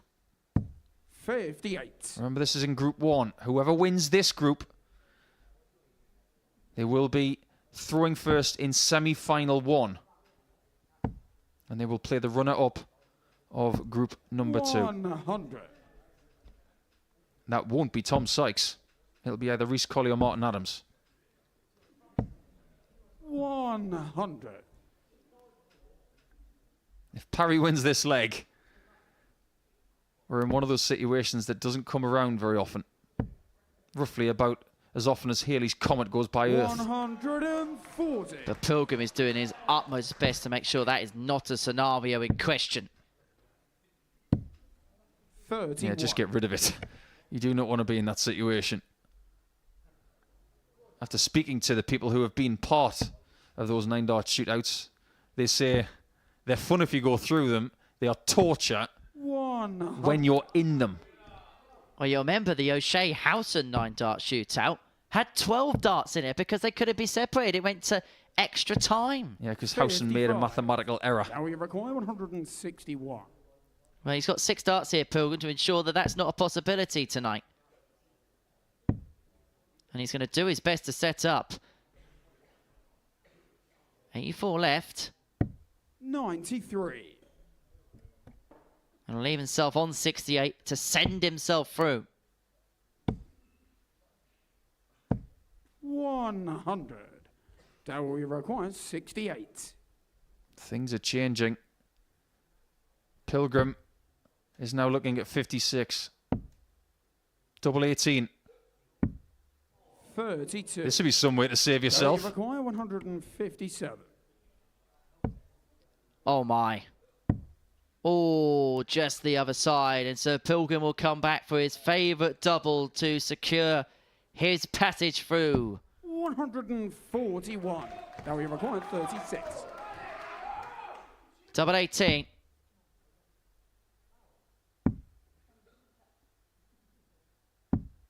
Oh, no. You require Kurt Parry has got double 8. And we're now in a situation where everybody is on the edge of their seat. Kurt Parry wins this leg. 9-dart shootout. Pilgrim wins this leg. He qualifies and sends Parry out. This is incredible. And the atmosphere 42. inside this auditorium has reached a sort of tension point where you really could hear a pin drop. I'd like to know who's got pins in their pockets. 96. If it was me in that crowd, I'd have my hands in my pockets. Here we go. Just when he needed it. 180. As much as they want to hoist those 180 signs, they can't keep their eyes off the board. It's been 18 months. 100. Are we about to see a third 9-dart shootout? It's getting closer. 140. Unless Pilgrim finds something humongous here. Needs at least a treble. Finds that. He's been involved in pretty much everything 100. here at the Modus Super Series, Mr. P. 79 left. 98. That'll do. Now we require But this would be some way to get the job done. 619s. Parry will have darts, plural. At least he should. 45. To take us to 9-dart shootout territory. It is something of a rarity here at the Modus Super Series, and for only the 3rd time ever, there will be a 9-dart shootout here at the Modus Super Series. Kurt Parry beats Daryl Pilgrim 4-2 after Jimmy Van Schie beat him by 4 legs to 2, before Daryl Pilgrim beat Van Schie by 4 legs to 2. Here we go then. History in the reckoning. A 9-dart shootout here at the Super Series after Parry beat Pilgrim by 4 legs to 2. Well, the drama's only just started here in Portsmouth. We've got a knockout match next. Colley up against Martin Adams.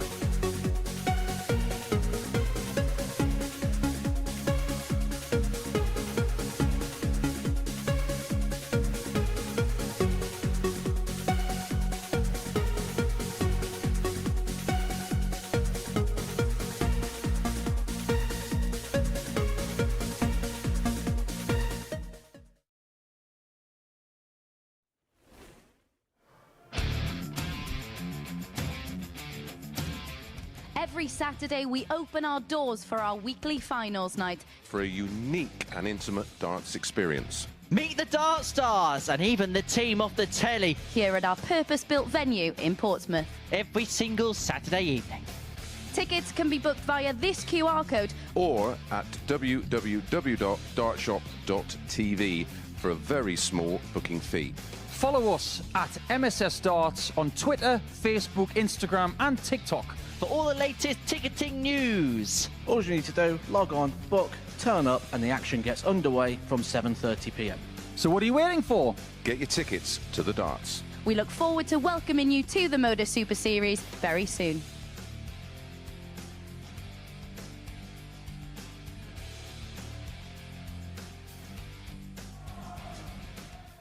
So it's going to be straight knockout darts now here at the Modus Super Series. Martin Adams and Reece Colley about to go head-to-head in the last game of Group 2. Whoever wins it will go through. After that, we are going to have a 3-player knockout match when Daryl Pilgrim, Jimmy Van Schie and Kurt Parry will take part in a 9-dart shootout, the first in 18 months, just the third ever here at the Modus Super Series, to determine which two will go through from Group 1. That is coming up, don't go anywhere. But first of all, it is Reece Colley, whose brother has got a boxing title fight tonight, looking to land a knockout blow on Martin Adams. And ready to talk you through some darting drama befitting of the week are Paul Nicholson and Henry Deacon. Thanks, Murph. What a night we're having here in Portsmouth. So much noise in the live lounge and so much noise around the city. A fitting climax to Saturday.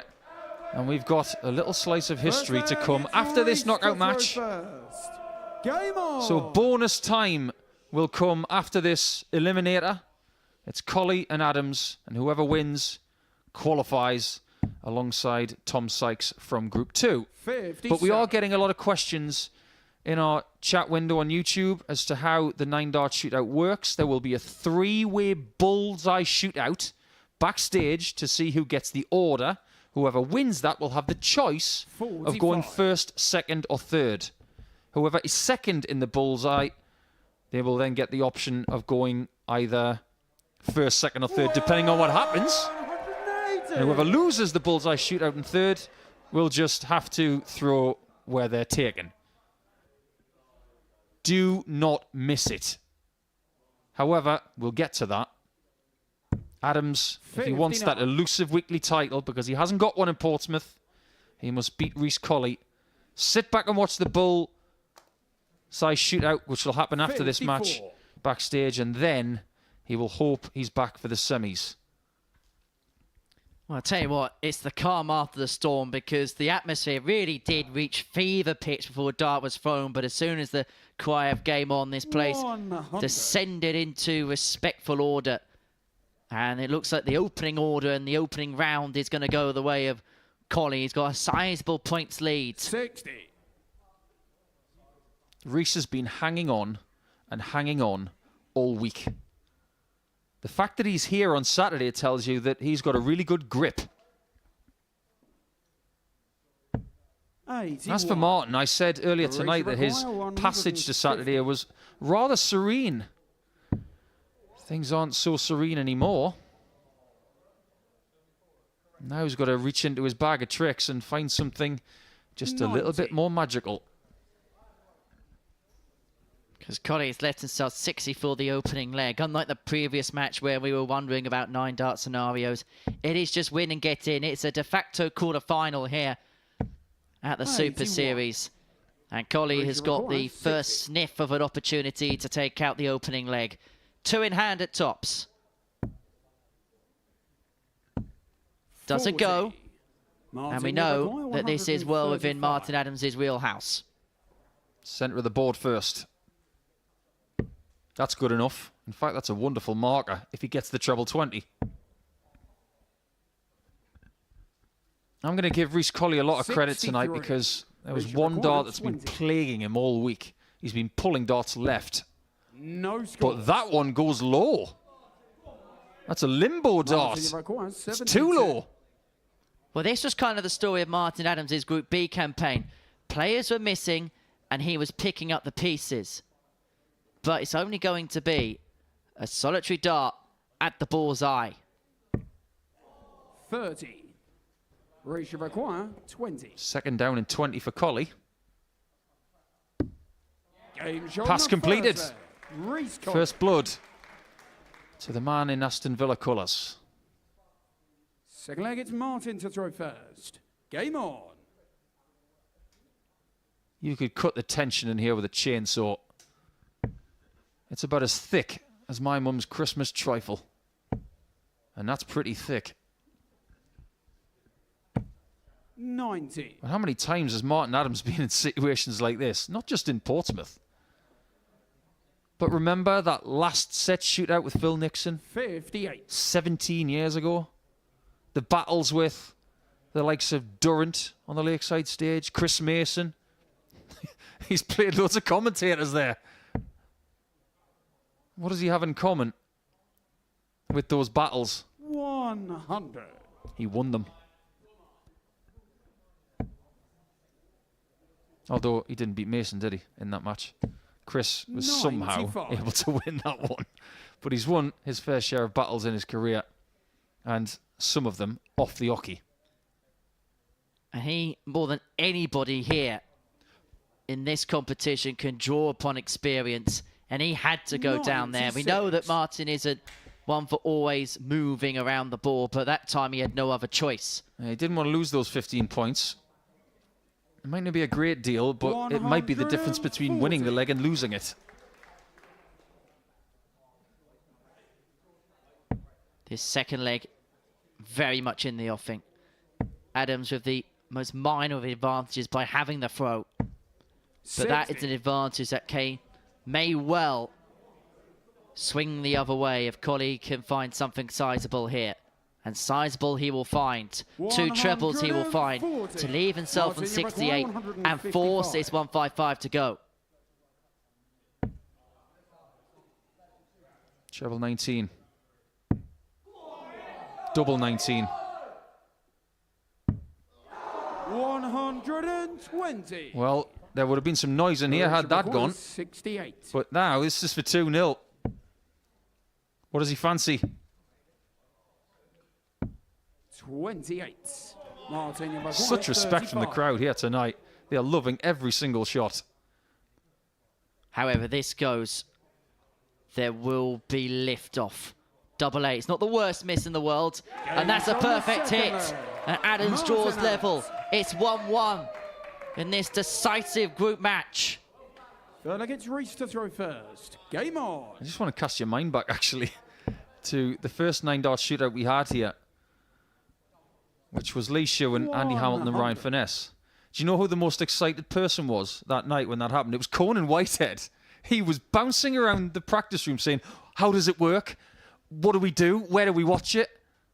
And I guarantee that Conan's watching this right now thinking, yeah, I remember that. Hold on. I'm going to give you a conceivable scenario here.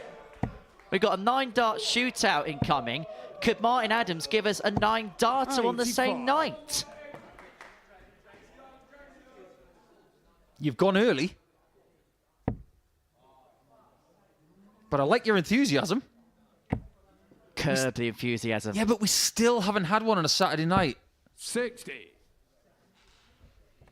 If it happens this evening, there's going to be limbs in this place. In the air. 121. That'll do. That's a decent lead of 66 points. That equates to, in my book, a 1-dart lead. Just stay straight. That's gorgeous. 40. Such a textbook Wolfie leg, isn't it? Leave 1-2-1 after 9. Colley needs to find another treble. He finds another big treble. He has stayed with the power of Martin Adams when he's needed to. But has Wolfie got a blockbuster in the locker?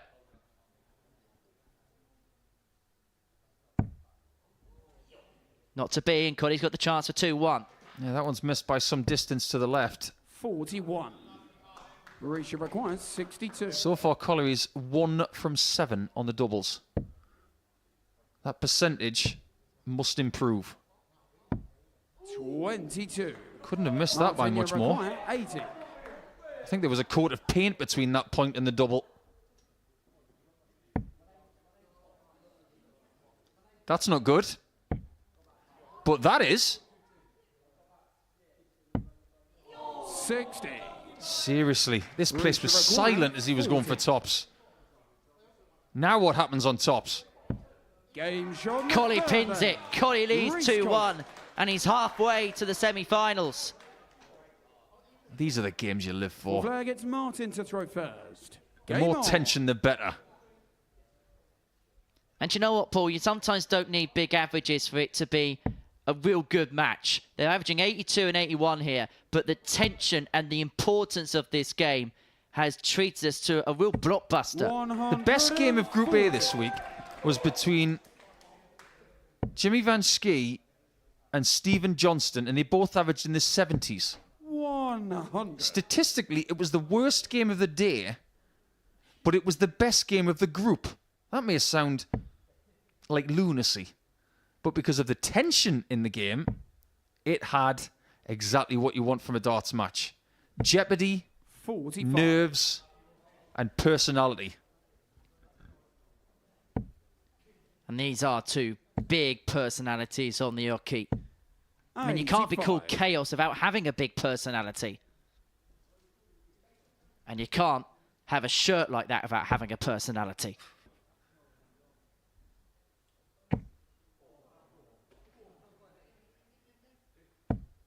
Adams doesn't blink when he goes for that third shot. Stephen Johnston is in the crowd tonight. I get the feeling he's here tonight just to feed his hunger for a return journey to Portsmouth from Falkirk. He missed out on being here from Group A and Group B by the finest of margins. I've never seen a journey like it. 96. And so Adams has left tops after 12 to square this game at 2-2. What has Colley got in the locker by way of response? 100. It's a ton. Martin, It keeps him 40. interested. Double top.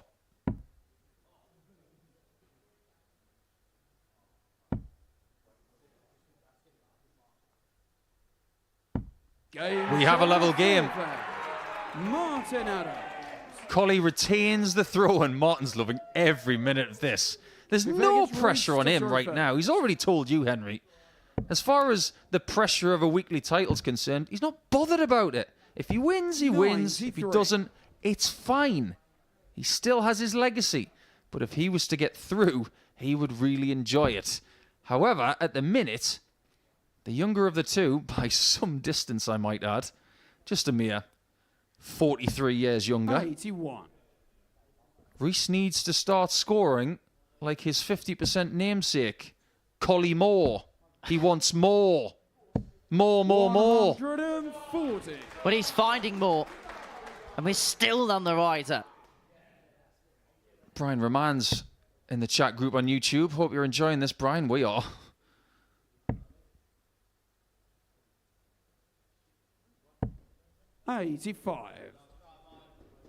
So many Wolfie fans out there. After everything we've seen tonight so far, someone's going to carve their name into one of the bricks in this place. Week 6 of Series 7 will never be forgotten. It is, for me, and I'm not just saying this with recency bias, after everything we've seen this week, this is the best weekly campaign I've seen. Because of the drama, the standard, and everything else that's attached to it. And it's not even over. You know, we jested about the 9 data. It's now quite literally the only thing that we haven't seen this week. Fair comment. Where's Jared Cole when you need him? Where's that treble 20 when you need it? Right there. 100. Ratio required 56. 2 from 9 on the doubles.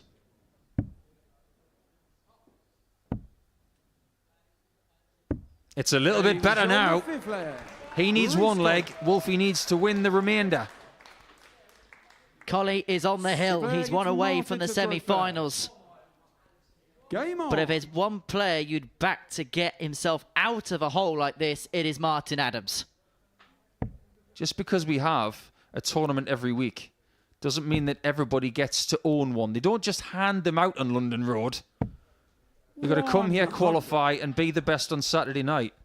If you're Steve West, currently recovering from surgery, looking at 4 sparkling trophies 45. of weekly titles, you're saying, I'm rather good at that. He'll be back. But there are people out there who haven't got any.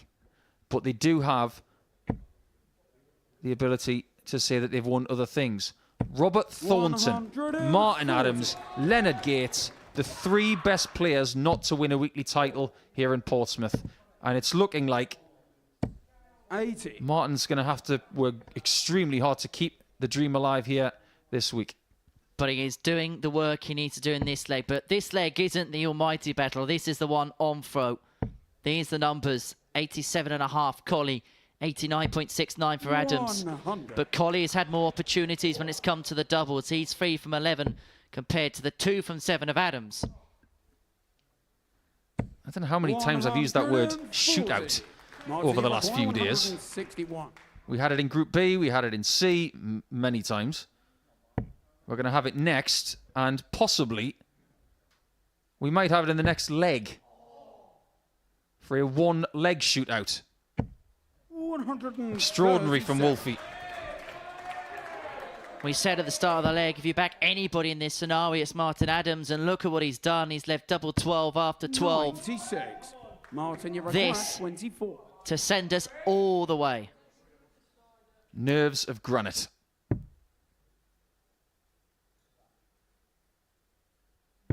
Here we go then, 1-leg shootout. Martin Adams. Can you handle this?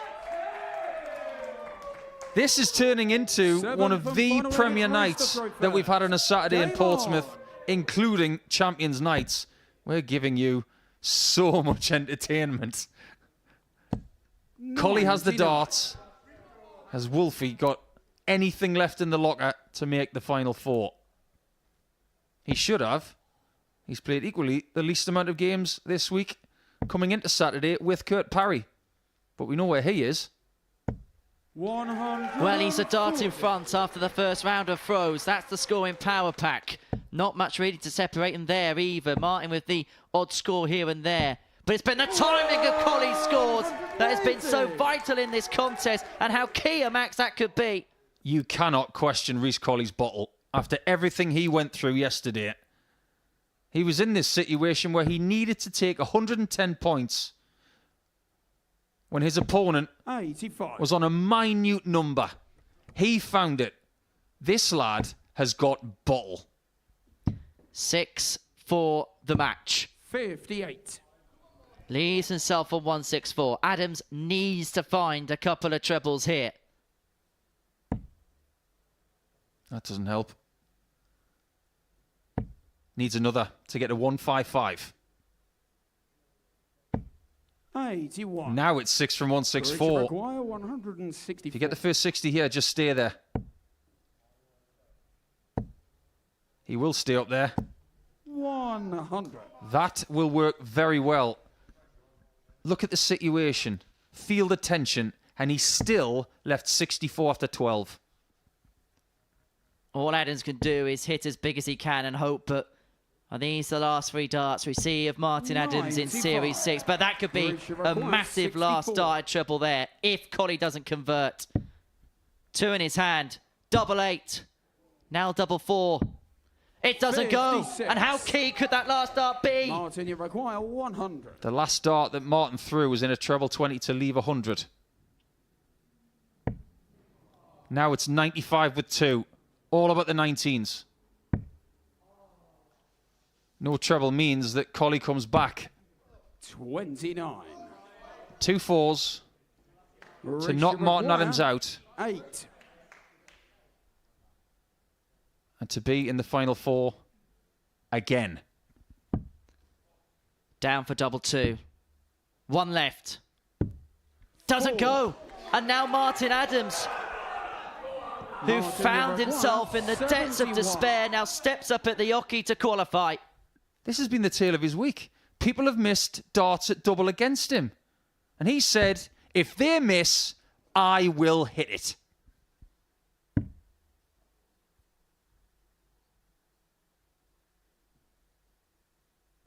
And hit it he will! And maybe it is Martin Adams' destiny. The legend is still very much rolling into town in Portsmouth. 67 years young and still a perennial contender for big tournaments and big titles. When the fans made their way to the live lounge this evening, they came to see a legend like Martin Adams. A legend that can still roll back the years. A legend that can still thrill crowds. A legend that can still pack out auditoriums. A real touching moment there. Adams a 4-3 victor. And the drama of the group stages isn't done yet because we've got a 9-dart shootout to come. The only player that has been eliminated so far tonight is Colley, because when we return after the break, Darryl Pilgrim, Jimmy Van Schie and Kurt Parry will play the biggest 9 darts they will play this week.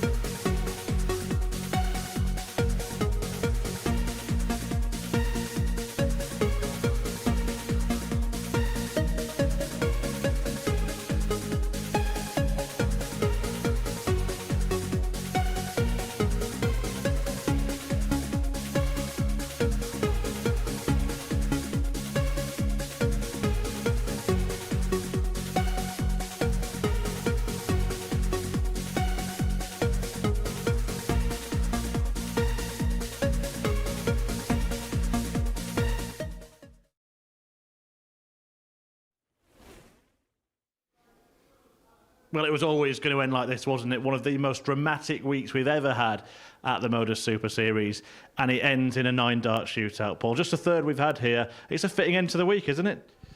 I think people are going to start cluing up to the fact that this is the best qualifying week we've ever had. It's been so drama-filled. We've thoroughly enjoyed it, and we were due one. It's time to get down to the crunch time of a 9-dart shootout. I'm really looking forward to this, but these guys are going to be tested. And this is the shortest format thing we can do under this roof. So let's see what people can do with it.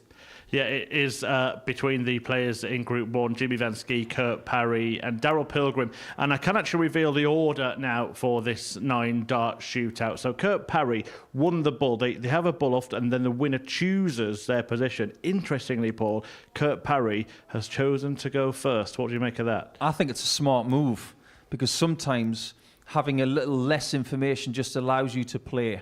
You can set the target. Some people, when they're on the golf course, they want to be the chaser.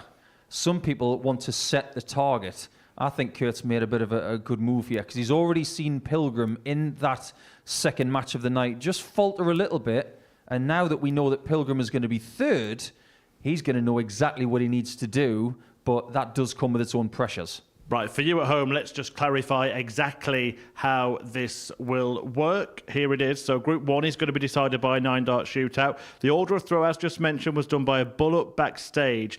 It is going to be Kurt Parry first. Daryl Pilgrim has chosen to go third. Jimmy Van Schie didn't get a choice. He's second. Now, each player will throw 9 darts, and the highest 2 scoring players qualify for the semi-finals. And if they tie on points, we'll carry on, Paul. It could be a 12-dart shootout, a 15-dart shootout. And we've already had one of those. But I think there's another point to make as well. Whoever wins the shootout gets the darts in the semi-finals. Whoever gets through in second position will obviously be playing as the runner-up from the group. So there are other little sidebars to it, but all they're thinking about right now is just getting through. So 9 darts. And after the experience of the second 9-dart shootout that we had about 18 months ago, make sure that if you need the 25 or the bull and you can use it to get you over the line, don't forget about it. Yeah, Richie Houghton did forget about it. Andy Hamilton didn't when he played in a 9-dart shootout here at the Modus Super Series. We can see that moment here. It looked different then, didn't it, here at the Super Series? But Lee Shewan,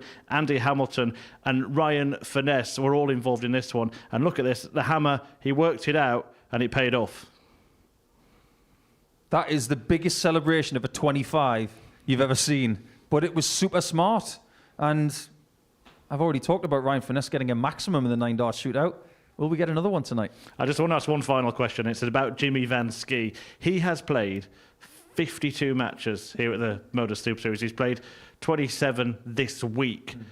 For it to come down to 9 darts, I mean, that is pressure, isn't it? Yeah, but welcome to the circus that is Portsmouth. It's brilliant, and he's very happy that he's just got a chance to get through, because earlier in the night he was running the risk of being out at this stage. Now he's got another chance to get his way through to the semis. Yep, certainly has. Right, we are going to get the action underway in this 9-dart shootout. Paul and I will reflect afterwards. Henry Deacon is going to talk you through it. Chris, thank you. Very interesting when you decide the order of play, because Jimmy Van Schie has been given second spot. He had no choice. But in the 2 previous 9-dart shootouts here, second place has been the player that's won on both occasions. The first one saw Lee Shewan eliminated, Ryan Finesse throwing third and Andy Hamilton throwing second going through. The second one saw Chris Mason throwing first, Antonio Schie throwing second going through, and Richie Houghton throwing third go out. So just a reminder that Kurt Parry, after Daryl Pilgrim throws these last practice darts, will have first poke, first go. Okay, ladies and gentlemen, it's now time for the 9-dart challenge. The 2 players with the highest score after 9 darts will progress to the semi-finals. It's going to be Kurt to throw first. Game on. What you didn't see in the background was Jimmy Van Schie whipping this crowd up and whipping it up into a frenzy. And that is a very good start for Kurt Parry. 140 sets himself up beautifully. The trend of the last couple of 9-dart shootouts have been players that can ascertain a 2 treble visit and a couple of 1 treble visits tend to make their way through. Ryan Finesse hit a 180 in his 9-dart shootout, and that was good enough for automatic qualification. 57. And usually it's down to this second turn, which can set you up perfectly going into the last round. 85. 85 puts Parry in a good suit, with Pilgrim having had a troublous turn last time out.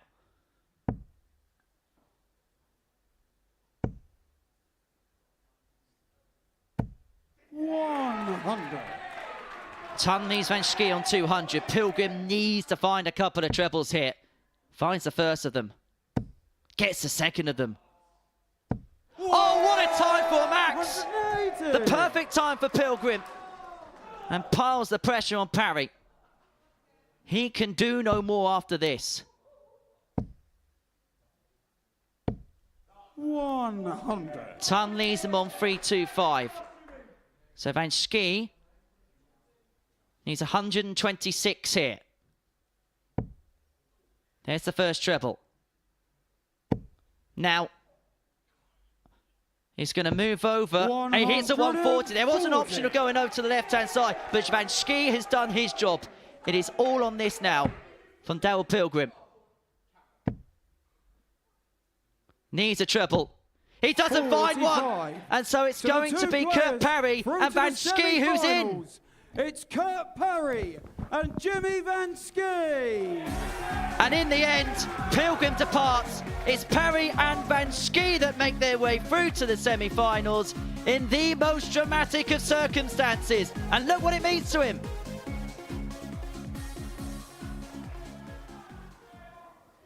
Wow, remarkable drama. And the man who was favourite to win the night has fallen, Paul, in the most sensational fashion.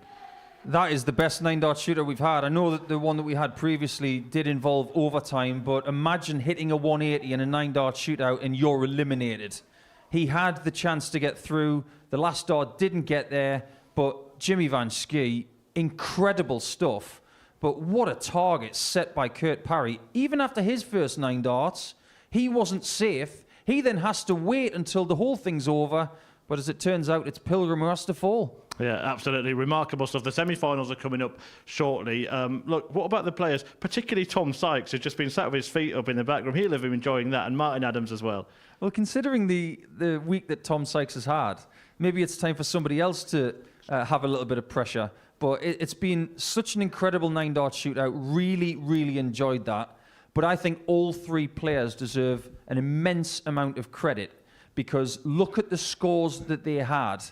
Daryl Pilgrim was close to 300. Both Jimmy Van Schie and Kurt Parry over the 300 mark. In all bullseye terms, they would have doubled it. So well done, guys. They did not at all let themselves down, all three of them. And after the start of tonight, Jimmy Van Schie, he was looking like he could be out of the race. He's actually gone and won the group and will take on Martin Adams in the first semi-final. Yeah, not bad, eh? He didn't take on Martin this week, so that's a nice little cherry at the end of it. And what's going to happen now? Now that that's over, it's 3 more matches to see what else we can delve into here in week 6. What else is possible? Well, Henry's already said it. The only thing that's missing is a 9-darter.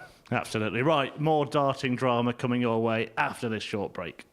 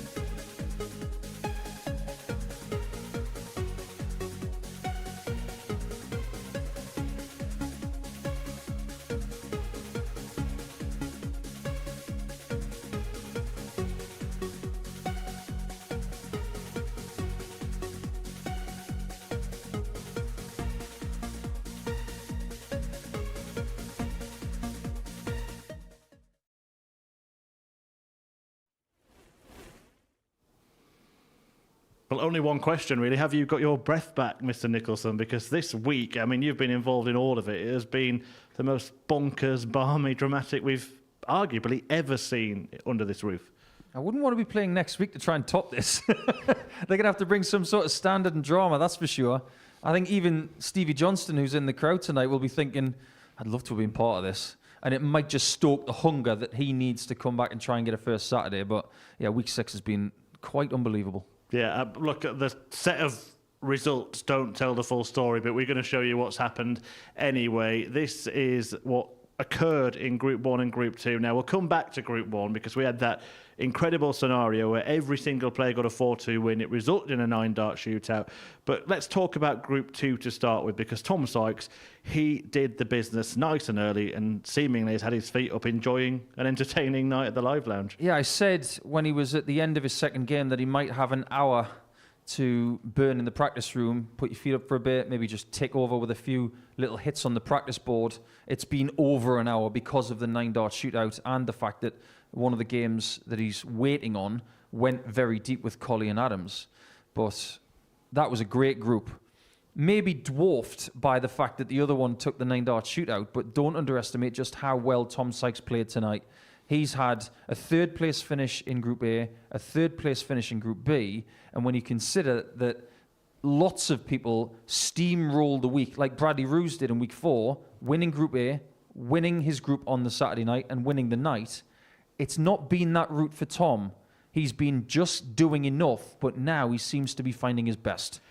A little bit more dramatic, a little bit more sort of a long way round for Martin Adams, who had to rely on missed darts for Rhys Colley in what usually would have been, you know, the key moment of the night, but what followed was obviously more dramatic than that. Yeah, I said in the last leg of that shootout that they had, that Rhys Colley had bottled, which he did. He gave himself a match-winning opportunity, and he didn't miss those doubles by much. He'll be devastated, of course, but he will bounce back from this. It's just another road for him to go down. I think Rhys Colley's got an amazing amount of talent, but someone had to win, and Adams this week has been dodging bullets.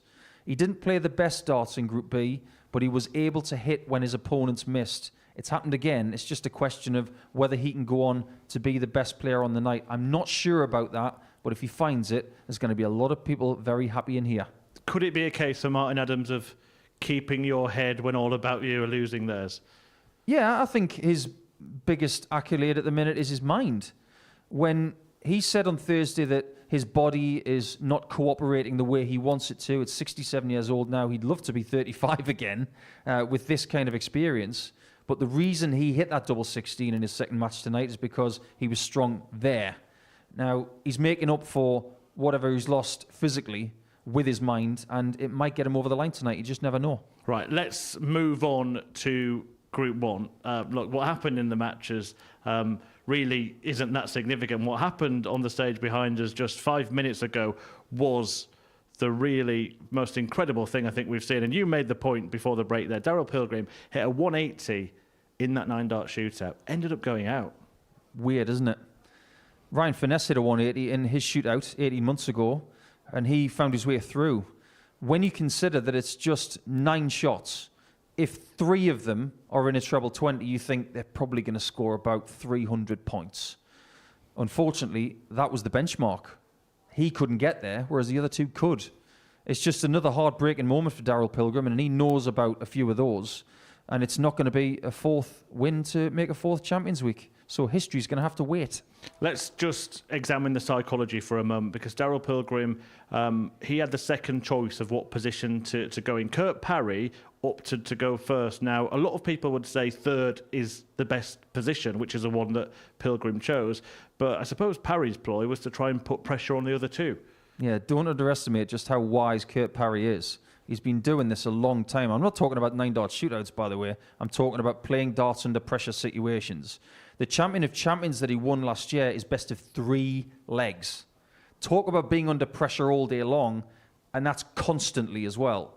I think going first was a master stroke, and he was able to put the pressure on Van Schie and Pilgrim, and there was a lot of pressure as well. The way he played to get over 300 points first was magnificent.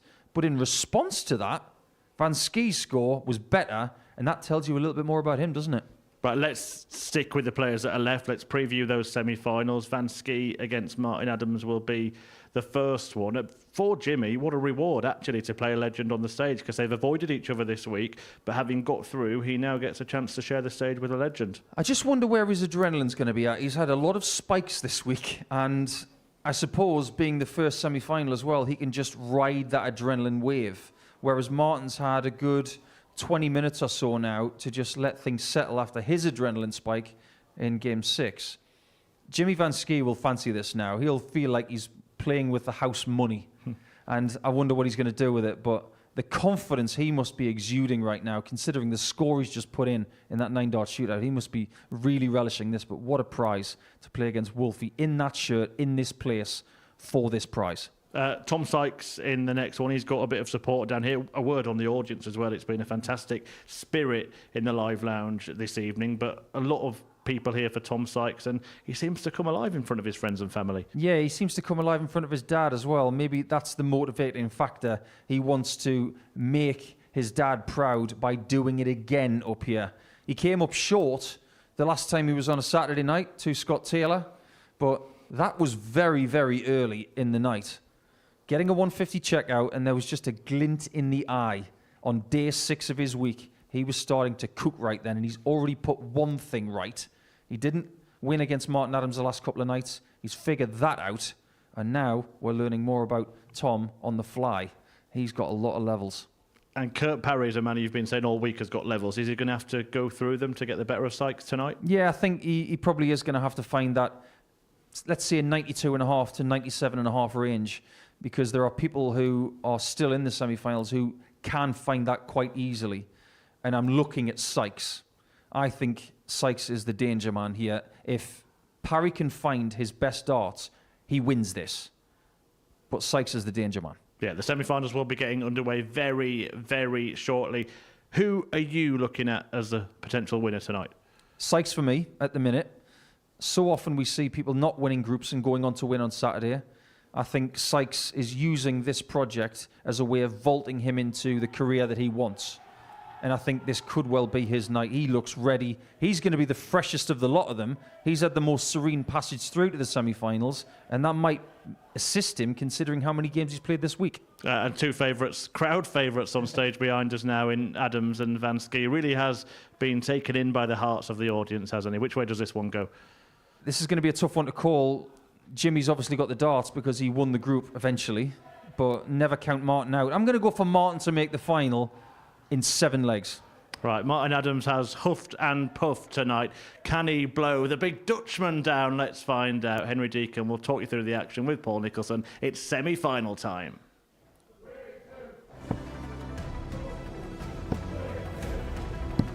And in it goes.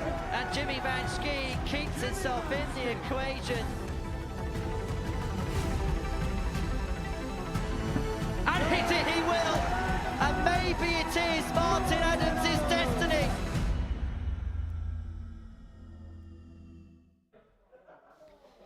And resume the chaos here at the Super Series. The semi-finals upon us. An approval of Martin Adams towards the crowd, who have been treated to quite the night worth of arrows.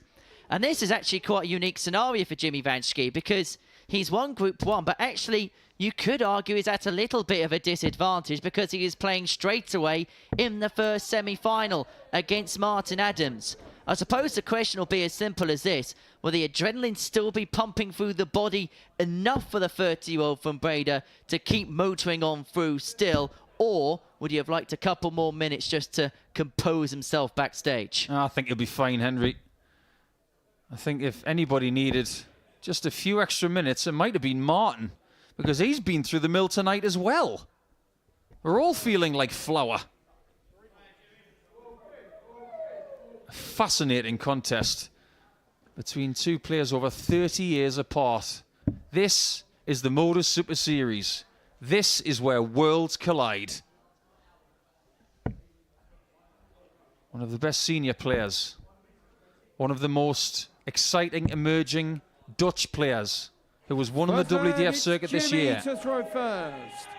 Is it going to be Adams, or is it going to be the Dutch Sequoia in the final? It's time to find out. Well, Van Schie has been involved in drama after drama here at the Super Series this week. If he goes on to win the title, then there's been something in the water that has destined him towards that title. Because there's so many occasions where he could have been, and some may argue should have been, knocked out of the equation. But he is still here. He is still fighting. And he is becoming almost impossible to remove. Just for a minute, Henry, I want you to completely forget about the fact that you're a commentator. 125. What would be the biggest story to finish this week? Because we've had pretty much everything else.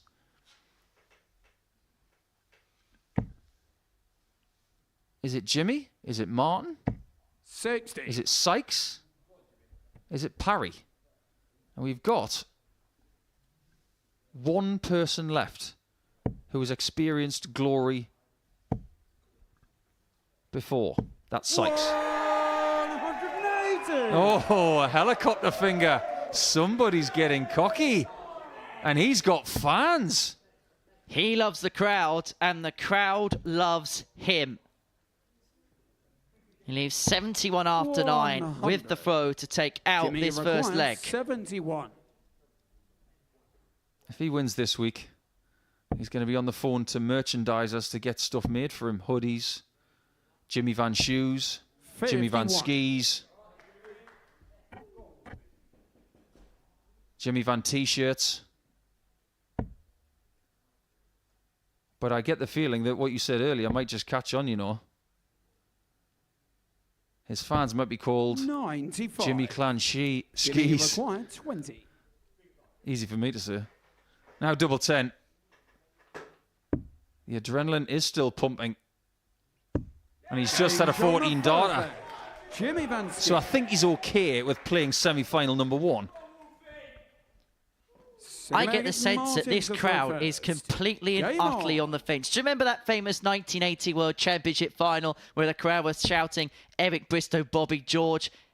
I'm not saying it's on that kind of level, but there is a feeling that in some ways, if the crowd could have both players win, they would have it that way. They have both been universally popular with them tonight. Yeah, when that final was being played, I think I was 8 months old. That was when darts became a real thing. 140. Thanks to some other people, very recently, darts is becoming a massive thing. And because of this place, certain people who have helped make it massive, again, they can thank this place for giving them the confidence and the finances to go on to do massive things elsewhere. We just don't know what's going to happen with these players when they go through the door and they have their journey for the rest of the year, or indeed their career. But what we do know is that the Modus Super Series is starting to have a presence, and it is a vaulting platform for people. We talk about people that have left their hallmarks on the game. Martin Adams has done exactly that. Such an ambassador for the sport in excess of 30 years. And even still now, at the age of 67, still dining at the sport's top table. Still enjoys the heat of the battle. And in the heat of the battle he is, because Van Schie has left himself on a finish after 9 again.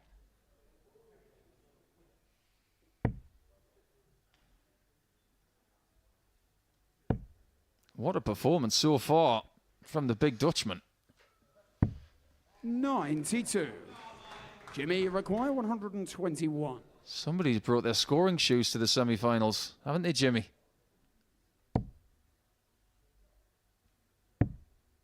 Double 14. 107. 84 to survive leg 2 for Adams. 84. That was not far away. And the way Jimmy's playing, you sense that these are the scraps that Adams is going to have to feast upon. But he's not going to get a dart at the bullseye, and so Van Schie heads back to the table, puffs the cheeks out, readies himself for a return 44. at double 7 for a 2-0 lead. Jimmy require 14. Martin knows that was a mistake. Does he pay for it? decides to split. Double 4. The Jimmy Van split works. Jimmy Van Schie. 2-0. Ladies and gentlemen, can we have all phones on silent, please? All phones on silent. 2-0 Van Schie Jimmy leads to throw with first. 2 14 Game dart on. legs. He is saving a huge performance when it matters. As for Martin Adams, that 93.44 hasn't even been good enough for an attempt at double yet. 100. Something has happened tonight that I do not want to forget. It's the fact that Jimmy has brought his best darts of the week to Saturday. He averaged 91.69 in losing to Pilgrim in the first game of the night. 85. Then, for the first time this week, he averaged over 100 in beating Parry 4-2. Now he's gone up another level after winning the shootout. 59. Somebody prefers knockout darts to group darts.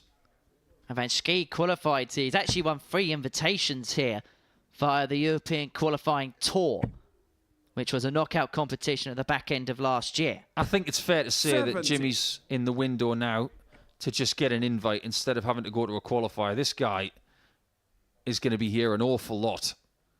And these fans, if they're in his fan club, they're going to be first in the queue for tickets on a Saturday night if he's back here again. 100. You mentioned this is where worlds collide. Van Schie looking for his first big honour in front of the cameras. He won the Romanian Classic early on this year. That was streamed on YouTube. If Martin Adams wins tonight, he will become the 100. oldest weekly winner in the history of the Modus Super Series, and he would beat it by quite a margin. Johnny Haynes is the oldest ever weekly winner. He was 59 when he won Series 2 Week 11 back in January last 84. year. For Van Schie here, it feels like he has the game exactly where he wants it now. Absolutely right. Martin has not had a dart to double yet. 46. Mostly because of Jimmy's scoring, but Jimmy partly Rickle, because he did make an 158. approach error in a previous leg. Well, that did fall out of the board, but if I may, why is he going treble 38. 18? It's not as if 2 treble 18s and bull was the right shot in that moment. So we need some sort of roving reporter to go and ask him, but I think he's quite busy at the minute.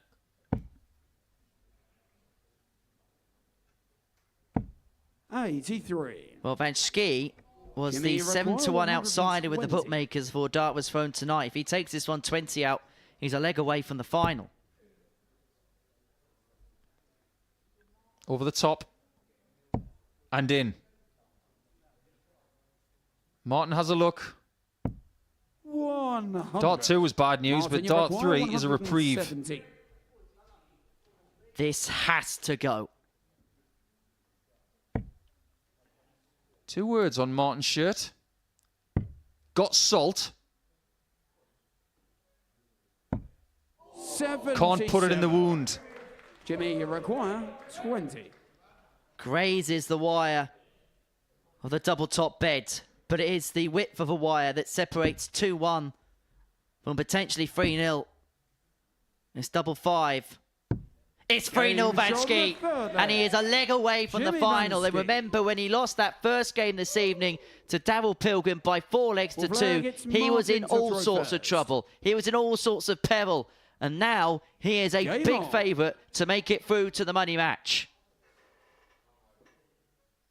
I'm going to be honest, I didn't think he was going to get through his group after the first game of the night.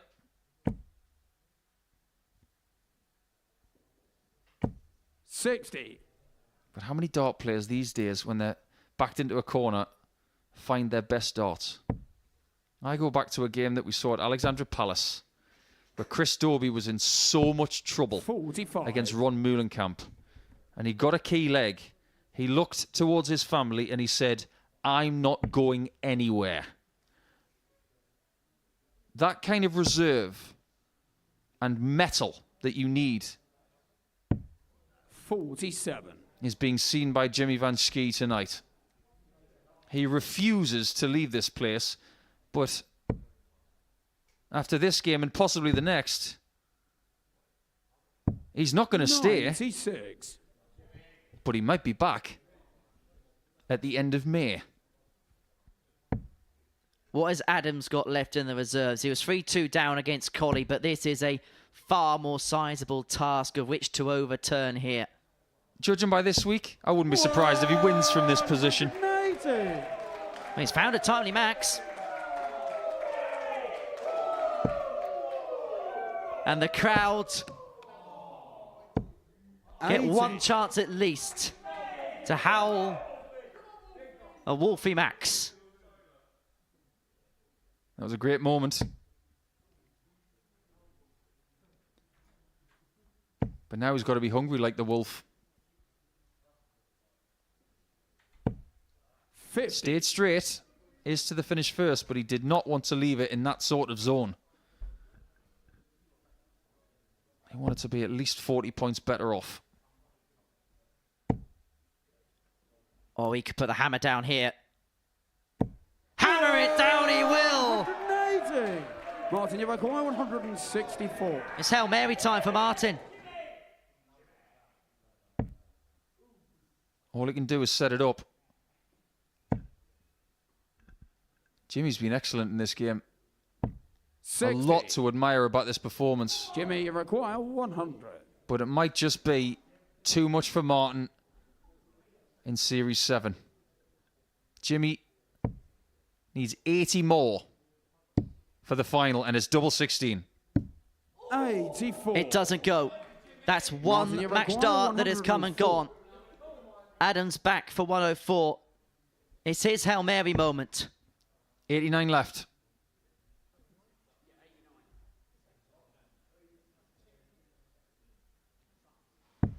He doesn't get a dart at it. So Jimmy has a full 52. visit at the outer ring Jimmy, if he needs it. 16. All week, he has been hanging on by his fingertips. But he has sailed through to the final at a canter. And Jimmy Van Schie's dream week is going to go all the way to the final. He beats the three-time Lakeside champion Martin Adams by 4-0. We have found the new crowd favourite. We have found the new people's champion. And in half an hour's time, he could be the champion. Jimmy Van Schie has beaten Martin Adams by 4-0. Who sits in the background and lets Jimmy have his moment. His moment of which he now shakes the fans of the patrons that adore him so much. He is now just one game, just 4 legs from glory, and a first appearance through to Champions Week. That is the tale of the tape. Has Van Schie left his best for when it's mattered most? A 4-0 win, a 91 average, 4 from 13 on the doubles. Martin Adams departs us. Coming up after the break, it is Kurt Parry and Tom Sykes in what should be another drama-riddled semi-final.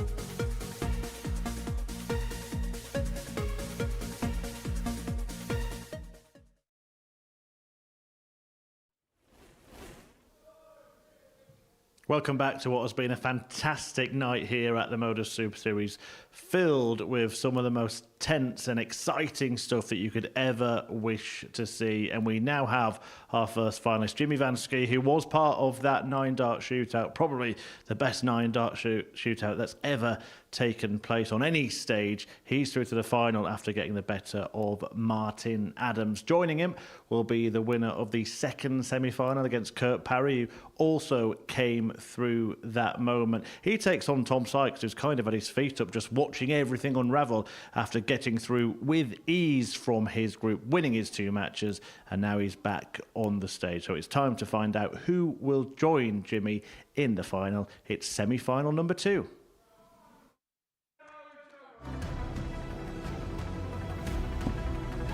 Tom Sykes is into the semi-finals.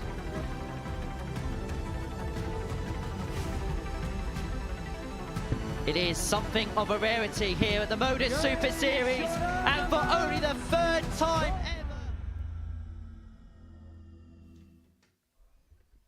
And so, 2 more games to go in what has been the most dramatic week we have seen here at the Modus Super Series. It has almost had it all. It has had a 9-dart shootout. It has had every single group go down to the wire. And now we head towards the business end. Tom Sykes, a man who knows exactly what it's like to be in this scenario. He has been in Champions Week finals. He has won weeks here. And he is hoping to return to that red carpet occasion and go one better than what he did in February. For Kurt Parry, it'd be a first appearance in the final here at the Super Series. He made it through to the semi-finals last time.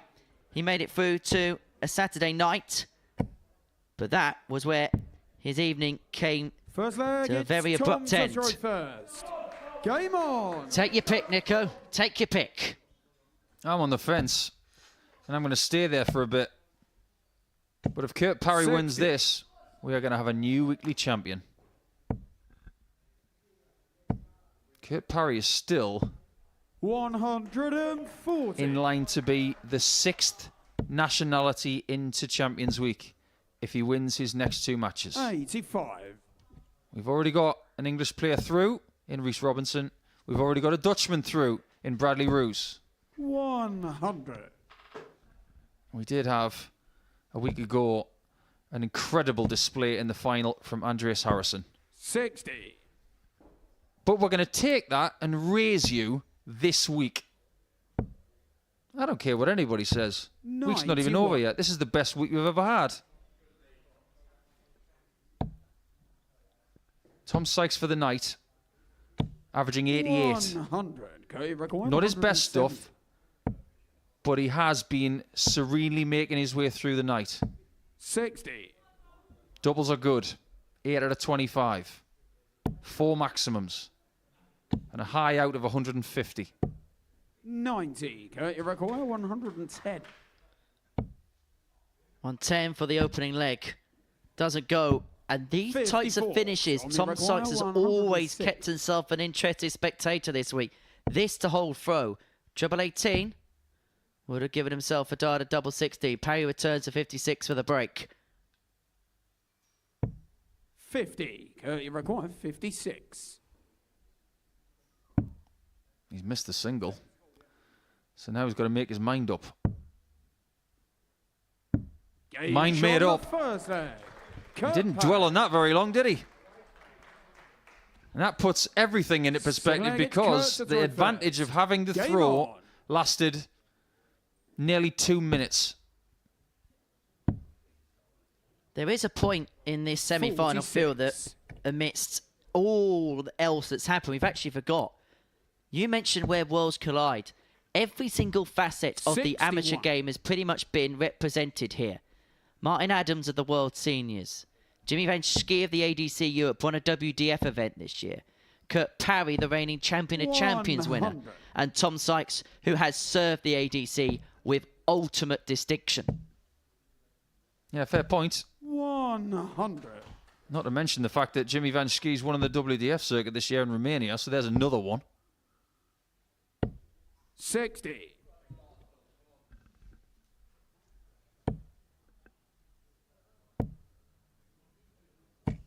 100. That's a brilliant 140. When you hit the small 20 with your first start, it makes everything more difficult with that upright angle of attack, which they both have. 60. But they seem to both have that knack of being able to get past the blockers. Let's see if he can do it this time. 55. Not this time. Fear just a little bit too far across, and it just keeps Kurt an interested party in this leg. 56. Went for the bullseye, couldn't find it, and so Sykes has got 6 and 145. Yeah, the 25 would have left 170. Hence he went for the centre of the board. 65. Sykes does what Kurt could not. Magic number here is 139. They went for plan B. You can also get 171 downstairs till he double 4. Tommy require 80. To square up. The family can't look on. That was an awkward dart. What can he see at tops? 40. Not enough. That's why it was high. 132. They're the shots that you've got to practice if you've got this angle of attack. 100. Tommy Double require top 40. to immediately break back. Game shot on the second. And break back he does. Tom Sykes. Mum looks stressed. Very stressed. They're not the only people who are stressed in this place. I think the calmest people in here are the players. You've got to experience what it's like on both sides of the stage.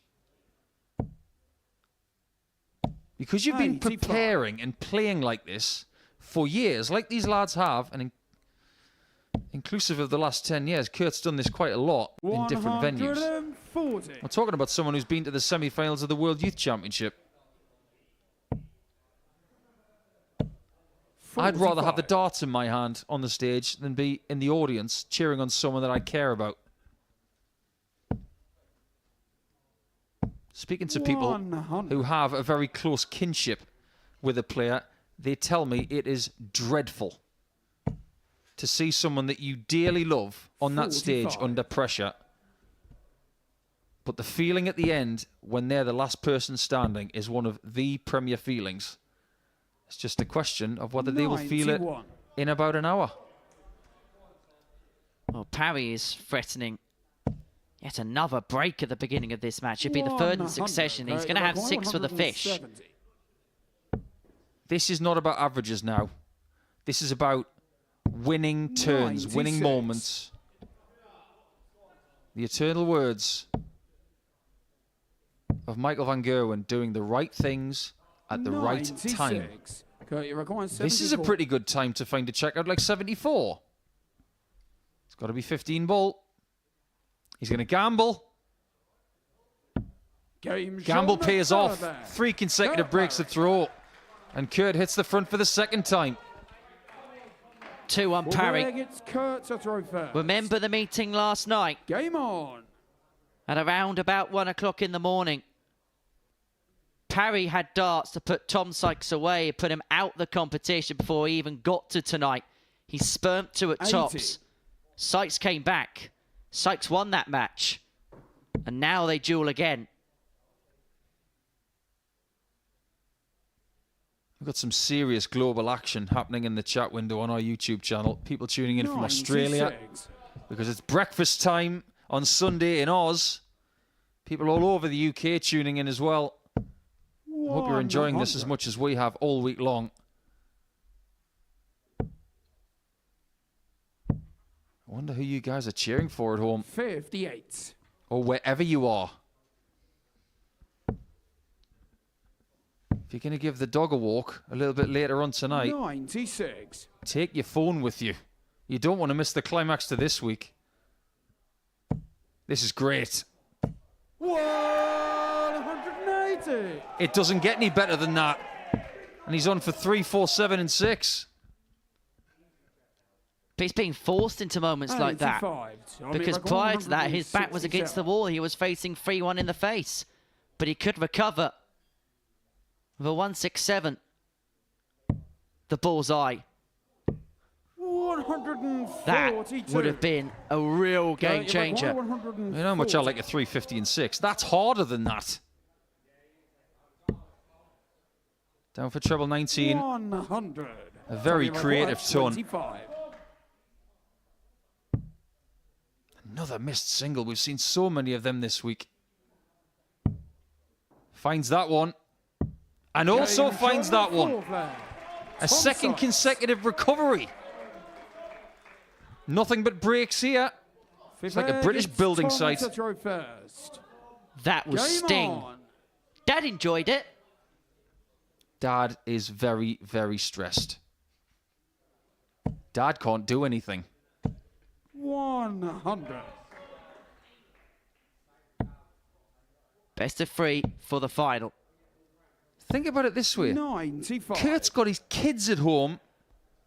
What are they going through right now, watching their dad do this? They desperately want him to make his first final here at the Modus Super Series. And I know there's plenty watching in local 96. pubs, clubs, in the nearby areas where both Kurt and Tom reside. They're both very popular characters from the part of the world they live in. But what a 140. What a leg this has been. Ton 140, lead 161 after 9. It's not a bad time to find your best stuff. 95. Tommy record 161.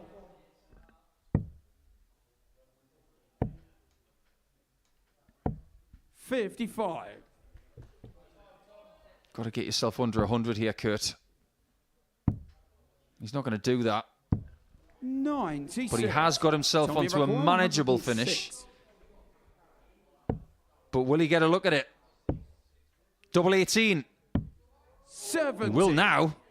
Only just. 119. Huge passage in play. The 119 isn't going to go. Parry in the last leg had left himself on top to go 3-1 up. If Sykes pins the double 18, he's 3-2 down. Game shot on the 5th leg. Tom Sykes. And he is 3-2 down. My word, double 18 has had such a say this week. It's denied so many people, but not Sykes.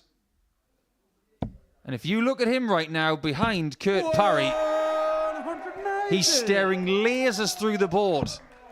It's like Terminator versus Terminator at the minute. Which version wins? 93.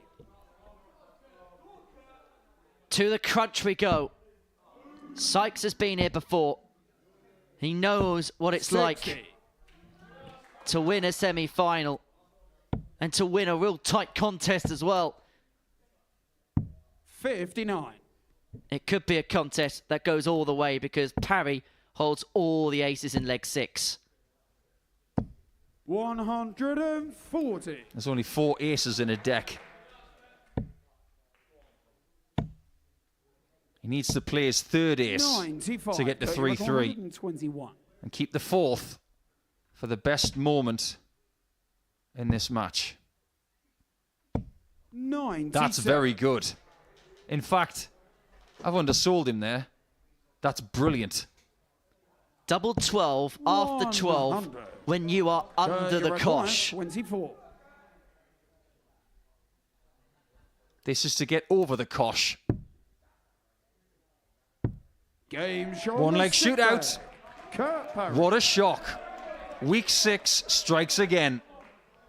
And Kurt will give us our crescendo. Game on. It is Sykes with the darts. And because Parry came second in the 9-dart shootout, Sykes' award for winning Group 2 may well 99. just come to its fruition now. Great doubling in this semi-final. World class.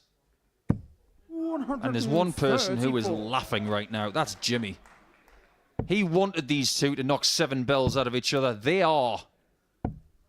40. He cruised through his semi-final. He's going to be really energetic in the final, you feel, if his adrenaline has stayed at the same level. 45.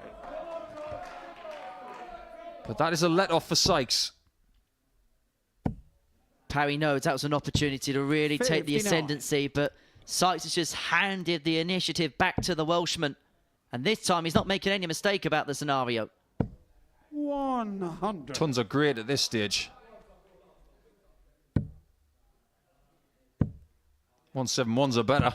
107. Look at his dad in the background. He can't even stay seated. 132 to make the final. 58. Impeccable timing. 132. 1-3-2 for the final.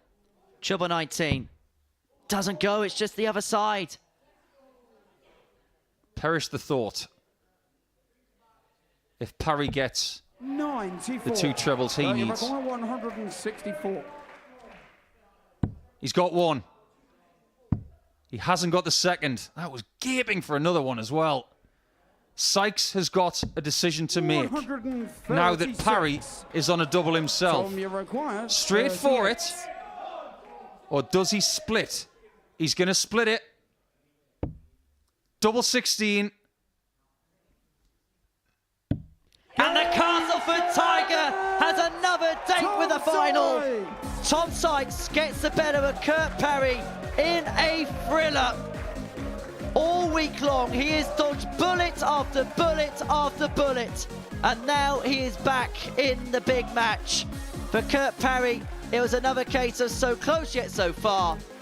But for Tom Sykes, business-like, he is in to the finale. Look how proud Dad is. He is the proudest man in the building. A hug from his girlfriend as well. Dad's saying to get backstage. And there's reason as to why.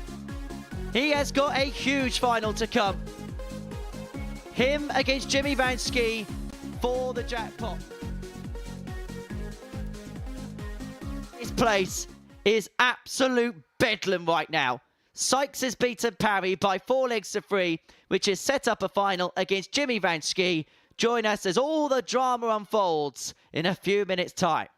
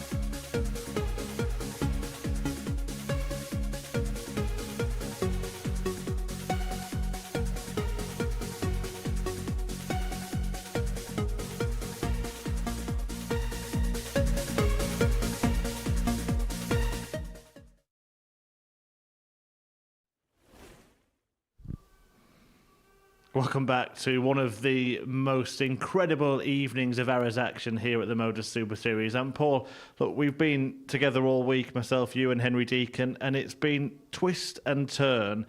What else could happen? One more game, that's all we've got. And there aren't many boxes that haven't been ticked, but it is a week that we'll remember forever for all of the drama that we've had.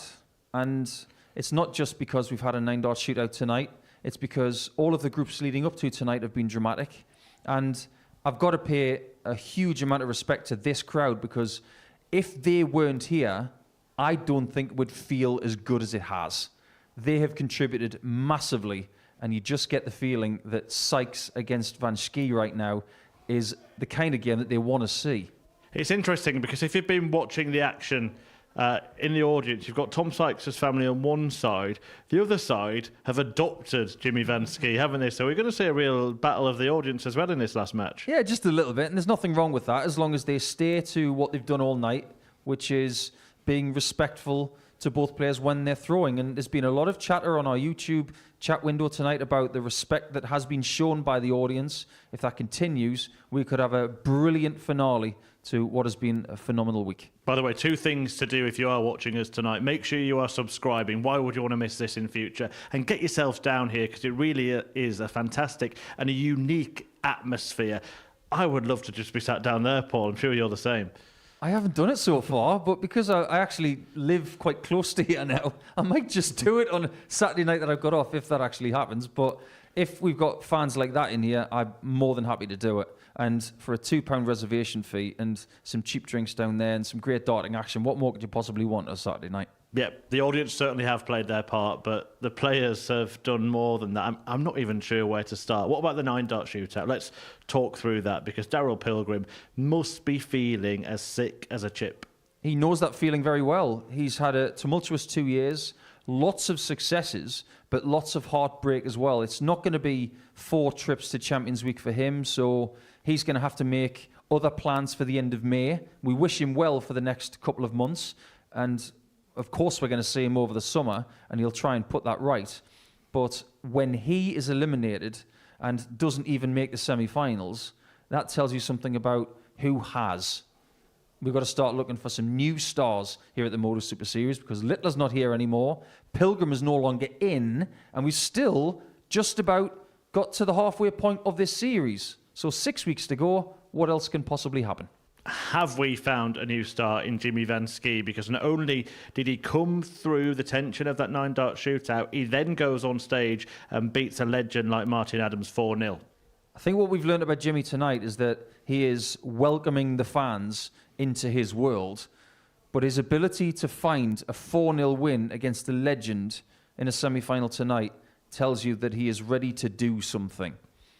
He's got a really nice level of play when it comes to qualifying, but if you look at his numbers from Monday to Friday compared to tonight, he's better when the fans are here, and he's better in a knockout situation. Expect this guy on Saturdays for the rest of the year, because he's going to be back no matter what happens in the final. Yep, he's lapping it up, isn't he, Jimmy Van Schie? The way that he's been sort of conducting the crowd, as we saw there. His only previous experiences playing here, this week and the week before, were in an empty room. So the way that he's sort of fed off the audience tonight, he's used it to his advantage. Imagine what it'd be like on a Champions Night when this place is completely packed to the rafters.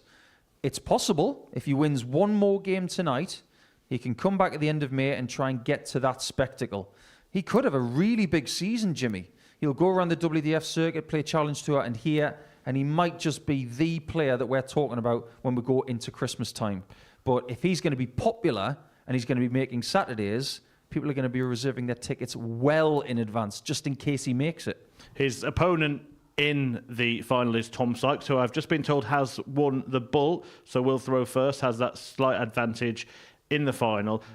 You mentioned making stars. Is that what's happened here with Tom Sykes at the Super Series? Because he won his week, got to the final of Champions Week, here he's in a final again. Well, let me put something to you. If it wasn't for the amateur darts circuit, and it wasn't for this place giving him somewhere to play because of the ADC and their pyramid scheme of getting people towards the top of it, where would he be now? We don't know. And that is the genius of the ADC. They're giving people the opportunities to play and to get some sort of progression. Tom Sykes succeeds at belt level, he has that belt. He succeeds at vault level, then he gets here, he succeeds here, and it's not an isolated incident as well. He's been to the final of a series. Tonight is just another notch on his experience belt because he's got big ambitions. Yeah, he certainly has. what he's achieved here before, we saw the way he kept his composure, taking out that 38, splitting it under that pressure. What have you learned about him as a player, how he's matured through this process? Doing the right things at the right times. I said that in commentary with Henry, but it's easy to say that you should do that, but when the adrenaline's pumping and the pressure's on, you still have to think clearly and execute. The more you put yourself under the microscope and under the lights, the more comfortable you will be with uncomfortable situations. This is what Tom Sykes is learning. He's probably very uncomfortable on that stage, but he's more comfortable with that than ever before. The night as a whole, the week as a whole, you've said in commentary that it could be the best week we've ever had at the Super Series. Is that a bit of sort of, I was going to say recency bias, presence bias, or are you sticking with that? No, I stick with it. And I am the first person to say that if it is recency bias, if anybody says anything, in the past, things have happened and we've said that's the best thing ever, when in fact it's not. But I've been here since Dart 1, when we started 4 years ago from home in Southampton, then coming to Portsmouth. We've had great weeks, but nothing has been this dramatic. Maybe we've had better standards, but as far as our nails and our nerves are concerned, they're completely shredded. Well, let's just show you exactly what's happened this evening. These are the results from the night. So cast your mind back to that first group. Every single result, 4-2 to the player throwing first. That resulted in the 9-dart shootout in which Van Schie and Parry prevailed, despite the fact Darryl Pilgrim hit a 180. Group 2, Tom Sykes, 2 comfortable wins, you'd have to say, and that real drama between Martin Adams and Rhys Colley, who himself will be feeling a little disappointed, right? Yeah, of course he will, but I think Rhys will be very philosophical when he gets back to the West Midlands. At times this week, he's not played well. What he should be proud of is the ability to scrap and to find those incredible shots when he was given an opportunity. The one thing he's going to think about when this week is completely over and the adrenaline's gone was that 110 finish that he found on Friday. That proves to him at the minute that he's got guts. If he can just polish up his quality overall, he could be an enormous threat here for the rest of the season and elsewhere. Yeah, certainly could. Right, let's just preview the final itself then. Tom Sykes against Jimmy Van Schie. As you mentioned, both players that have come through that ADC system, both qualified to be here on their first appearances. At least Van Schie's done that again. It just shows the pathway that's there for anyone watching, playing darts in their local arena, local venue, to come to the Super Series and maybe experience what they're about to experience on that stage. Yeah, there's a lot of chatter out there. A lot of people think they're good enough. Go and prove it. The vehicle is there, and if you can win at ADC level and get yourself here, come and prove it here and see if you can do it in front of the fans on a Saturday night. The pathway is there. Go and use it. Which way is it going to go then? Well, I didn't get it right before the semi-finals. I got it drastically wrong, so don't go off me, but considering the level that we've seen from Jimmy Van Schie tonight, which is better than his group stage, I just get the feeling he's got a bit more adrenaline tonight, and I'm going to go for against the darts, which was something that we loved to see in Group B on Thursday because we had 9 games go against the darts.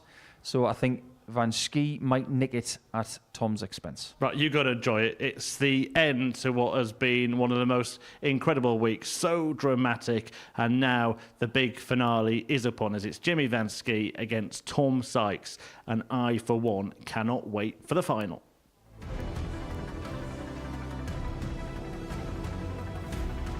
But he has sailed through to the final as a canter. And Jimmy Van Schie's dream week is going to go all the way to the final. And the Castleford Tiger has another date with the final.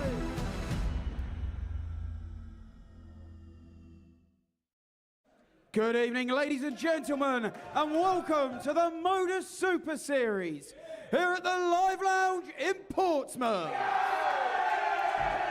It is time to meet the finalists. Would you firstly please welcome to the stage, here's a former Modus Super Series weekly winner, Tom Sykes.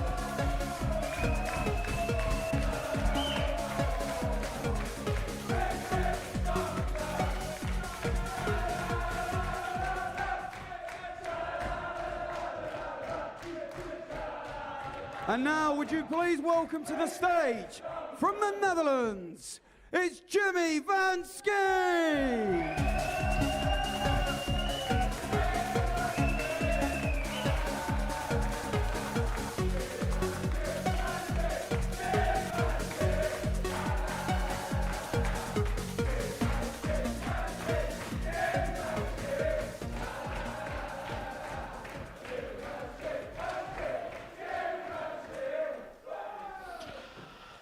Well, who wouldn't want to remember that moment? Jimmy van Schie taking a nice recording of his entrance to the stage. The big Dutchman in an enormous encounter here at the Modus Super Series, taking on former weekly winner Tom Sykes, the Castleford Tiger, looking to make the crowd roar once again. They've done plenty of that this evening, but this is the finale to what has been an absolutely marvellous, not just night, but week of darts, where there have been so many twists, so many turns, and maybe there are a few more in this final. The 31-year-old Yorkshireman, runner-up in Series 6, up against a man who has revelled in every moment of his first finals night on that stage. Without further ado, let's get the action underway in the company of Paul Nicholson and Henry Deacon. It has reached fever pitch in the auditorium. And what a finale we have got ahead of us. Tom Sykes, a man who has been to Champions League before, he came within a game of lifting the ultimate jackpot, up against Jimmy van Schie, who is living and breathing every single dart and every single moment. It's Tom to throw first. He has enjoyed Game every on. single moment, and the crowd have embraced him. But Tom Sykes knows exactly what this scenario is about. 100. What an evening, what a week, what a final we have set up. Who knows what we're going to see next? But what about what we've seen previously in Week 6 finals? September the 3rd, a couple of years ago, Kieran Tian became the first person to win on this stage. That was the Week 6 final. He beat Stephen Burton 4-3. Since that time, the Week 6 champions have been Graham Usher, Matt Clark, Barry Van Peer, Robert Grundy, and 60. Dirty Harrison, who won last week. But in the previous series, it was the Swede who prevailed against Richie Housen. Who's going to add their name to that list?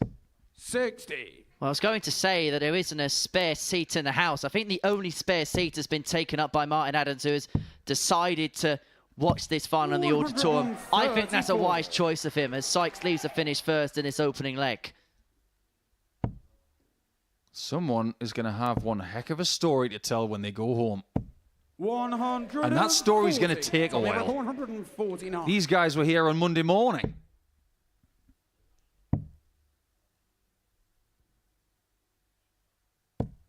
$59. Jimmy require 157. A big ask for a big man. But he has found big finishes at really good times this week. Maybe the 141 that he hit on Friday is the biggest of the lot, because if he didn't hit that, there's a risk he didn't even make Saturday. Tommy require 90. The first chapter of this final. The first double of this final. But not the first leg of this final. And Van Schie against the darts as an opportunity. Dad knows how big a miss that could be. Somebody get that man a drink. Double top. Expect a bit of this in the final, because what they're feeling right now is something that you don't feel very often. 20. He does have the option of splitting this, but he's not going to. He can go over the top of that one. Bet is open. No score. But 5 darts missed double 15. When he hit the treble 20 on 90, you thought that was leg over. But double 15 has had its say, and it denies Tom the first leg. Is tension going to be the word that defines this final? It could well be. And it is first blood to Van Schie. He breaks in the opener. He leads 1-0 after Tom Sykes spurned 5 opportunities to get it done. Jimmy to throw first. Game on. I hope these guys haven't got plans at the end of May. I hope they're not booked into certain tournaments. One of them has got to come back here to join Reece Robinson. 58. Conor Heenahan, who finally got that elusive weekly win. Bradley Roos, pretty much the same. 60. He'd been in 2 finals before he got his first win. Neil Duff, he was being called a bridesmaid before he finally cracked it. And now he's done it multiple times. 34. And don't get me started on Andreas Harrison, who was unbelievable last week. So it is shaping up to be a very good field. 97. A field full of opportunity, you would say. And these 2 players have been prize products of the opportunities that the ADC have given players through this route. I'll tell you how dramatic tonight has been and how good the action has been from the players. Including lots of those. We haven't even talked about next week's players. Not once. 125. He's putting everything into every dart now. Big ask, too much as it goes. 98. But that right shoulder was definitely Jimmy engaged with that last dart from 66. Jimmy. It was never going to be short. Went for the bullseye first dart. It's only 1 dart at double 16. It doesn't go. Sykes is also back for 66. This to square up. Double top. 46. He's had chances to be 2-0 up. 6 darts he's had. Jimmy And then Schie is back to put 16. himself halfway there. What Tom's got to think is, that doesn't plant the seed of doubt. I've just got to take my next chance. Double 2. And he might have to take his next chance because that's 2-0 Jimmy Van Schie. to his opponent. We said earlier on this evening when he beat Martin Adams, he may be becoming a people's champion here. He's 2 legs away from becoming the champion. Welcome to darts audiences, everybody. Maybe Kevin Painter was right in the Premier League just over 10 years ago. He was perplexed at being English on the stage, and all of the English fans were cheering for Barney. 125. Jimmy is from the Netherlands, and he's got English fans in his corner against an Englishman. 140. Well, I suppose you've got the expert to ask what Tom's going through right now with the crowd against him. It's not really a crowd against him. It's just they are for the other guy. I wonder where his attitude is at the minute. Well, it's 5 o'clock somewhere. 17s is a good play here. 17s is a good play here. 60. Forgot about it. And Van Schie can step in. On the cusp of a double break here and is on a 2-darter. Now, I don't have the stats to prove this, but I am pretty sure that Jimmy Van Schie has thrown more individual darts than 95. anybody this week. Jimmy Reguan, 96. He's thrown more darts at double than anybody by a mile. This is for 3-0. Double 18, which was his nemesis in Group A. Does it finally give him something good? 1 away from destiny. An 11-darter when he needed it the most. He has put in his best night here on the most important night here. And he is a leg away from glory. He might even steamroll his way into Champions Week. Through Adams and through Sykes. The one result we have not had in a final so far in this series is 4-0. Twice we've had a 4-2. Twice we've had a 4-3. And one solitary 4-1 when Neil Duff took care of Scott Taylor, who won the previous series. And who did he beat in that final? Sykes. It could well be a changing of the guard 59. moment, because we already know of the players who made it through to the last Champions Night. There's not going to be Colley. There's not going to be Taylor. And unless something dramatic happens here, it's not going to be Sykes either.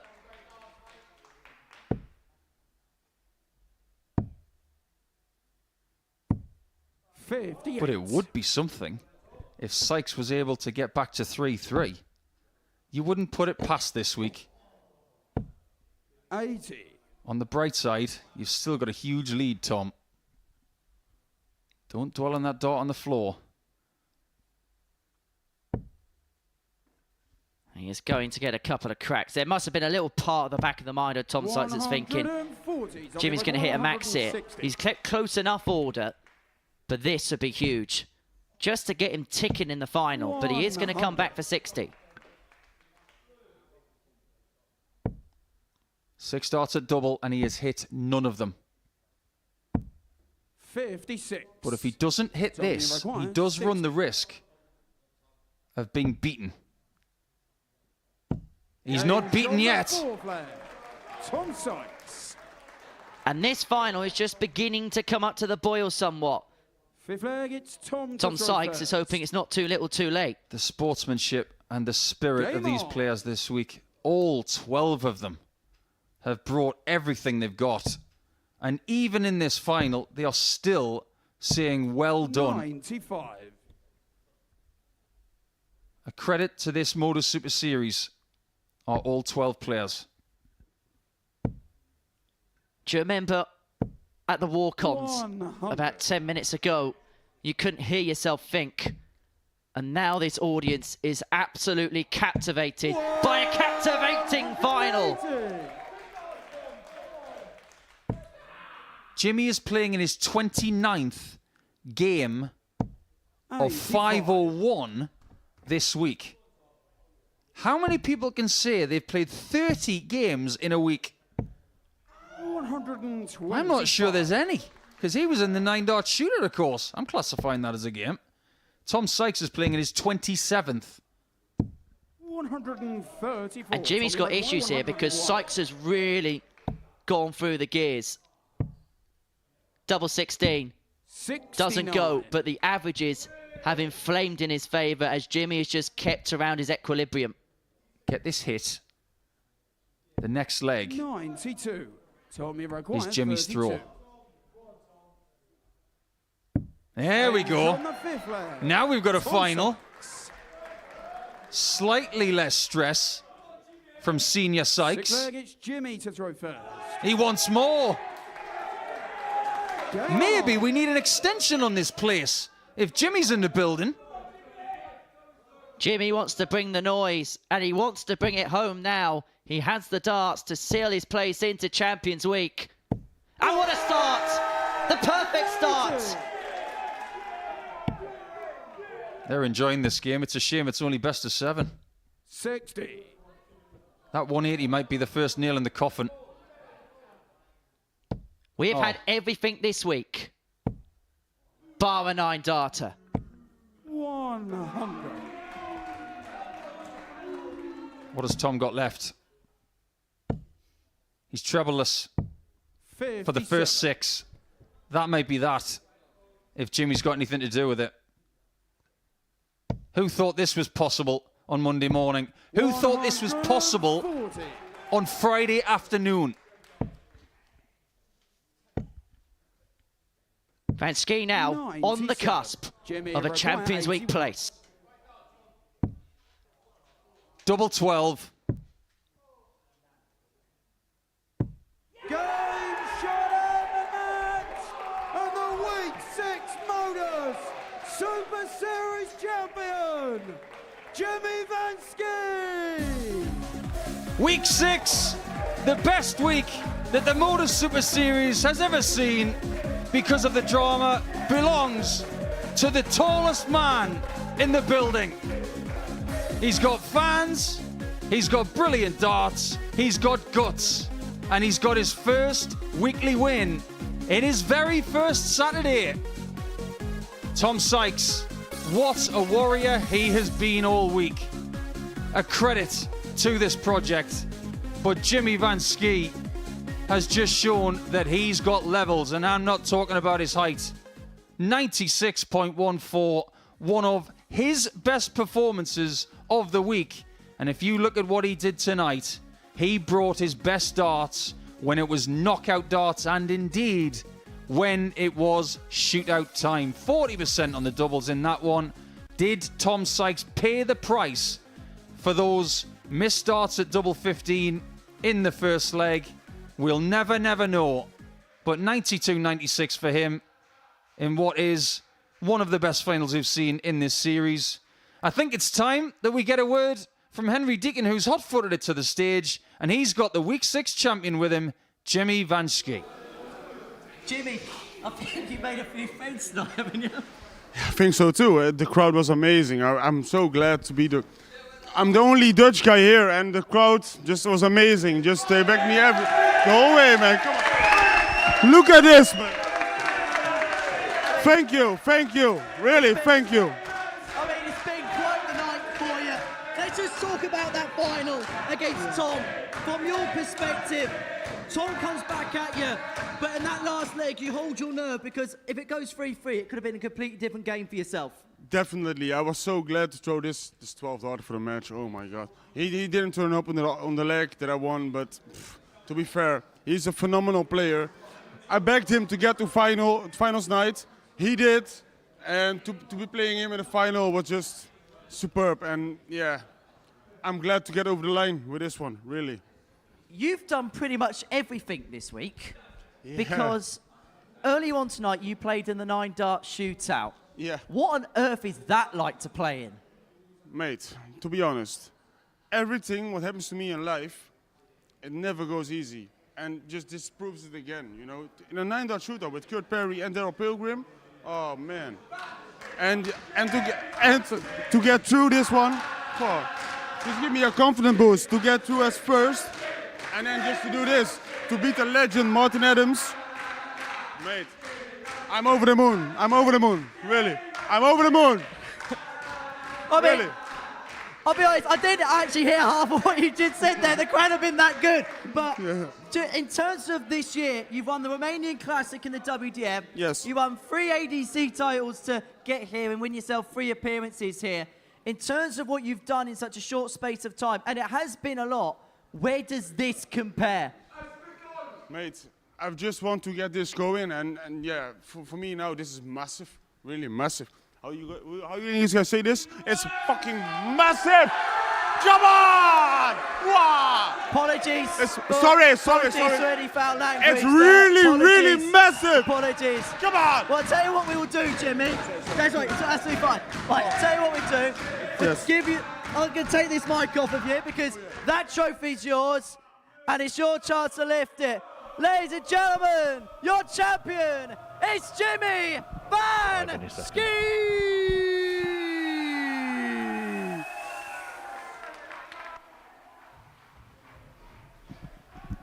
Well, what a moment for Jimmy Van Schie. I mean, the levels, the noise levels in the arena, Paul. Let's just enjoy it for a moment. I'll get a word off Paul Nicholson in a second.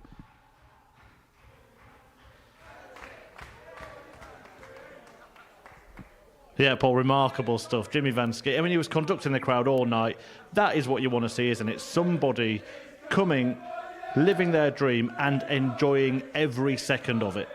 He's enjoyed it in this building, whether there were just 1 or 2 people behind him, whether he was just here with Damien Moll, who he was very close to inviting through to the Saturday at his expense, of course, come Friday afternoon. But this really has been the best week we've ever had. And to have Jimmy in Champions Week, I think a lot of the Champions Week tickets have been taken already, but when these people leave tonight, the first thing they're going to do when they get home, or even before they get back, is to try and get some tickets for the end of May, because the way he played tonight, I would not be surprised to see him here at the end of this series. And he has had the full Modus Super Series experience, hasn't he? There's not much else he could have done. I'm not sure about that. What else can he find to give us some more entertainment? We need new superstars at this level and in every level of the game. But to have someone like him coming from a country that is so nuts about this sport. He's just made so many people happy this week, including himself, and I'm really pleased for him because he's been really engaging and friendly to everybody here this week.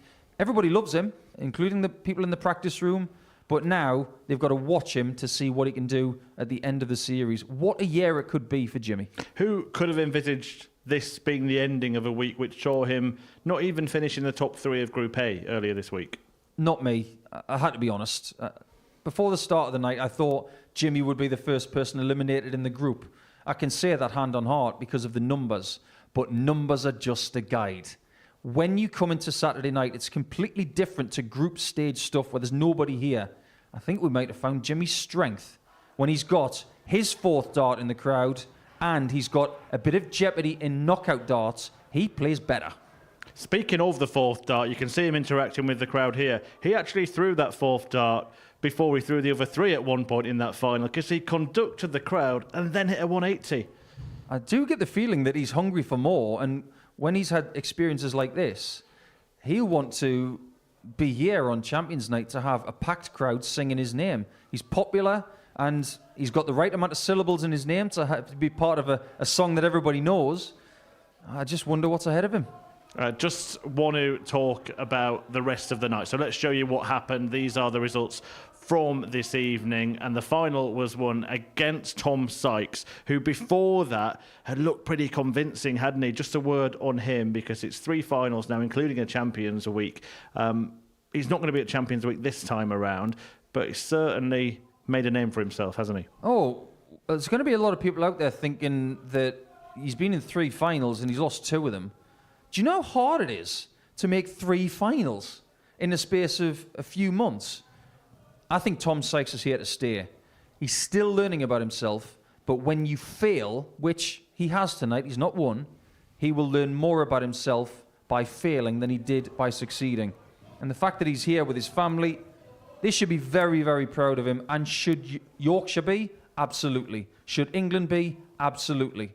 Because he's at the stage of his life where he wants to make this his job, I'm sure, and he's got great ability, great levels as well. If he can find more consistency and keep learning, we've got a seriously, seriously talented player on our hands. And both of those finalists qualified through the ADC system, so what an advert for players who are playing amateur darts, think they can have a go. They could be here on that stage enjoying what he's just enjoyed, a moment never to be forgotten. In just over a year since they got their first weekly winner in Adam Mould, the ADC system have got more feathers in their cap than a cockatoo, because they're sending players our way, and whereas at the start some of them weren't ready for this, now they're sending us players like Jimmy, they're sending us players like Tom Sykes, players like him who's lifting this trophy here tonight.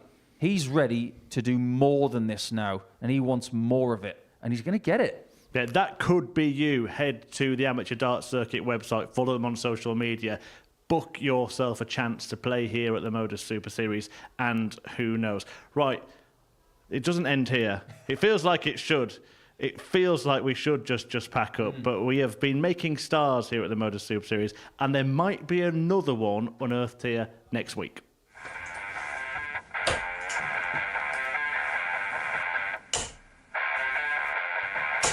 Can you be quiet? I'm trying to play. I'm just practicing.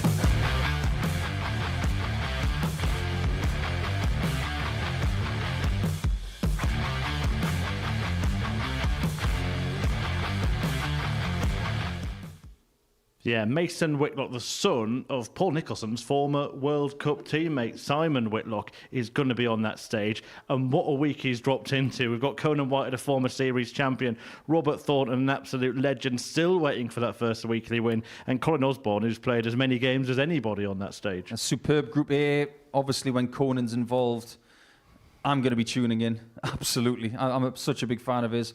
Love Victor Tingström. Superb talent from Sweden. Don't forget about Bradley Brooks as well. He's been playing some improved darts recently, and he has been here previously now, so he knows what to expect. Former world youth champion.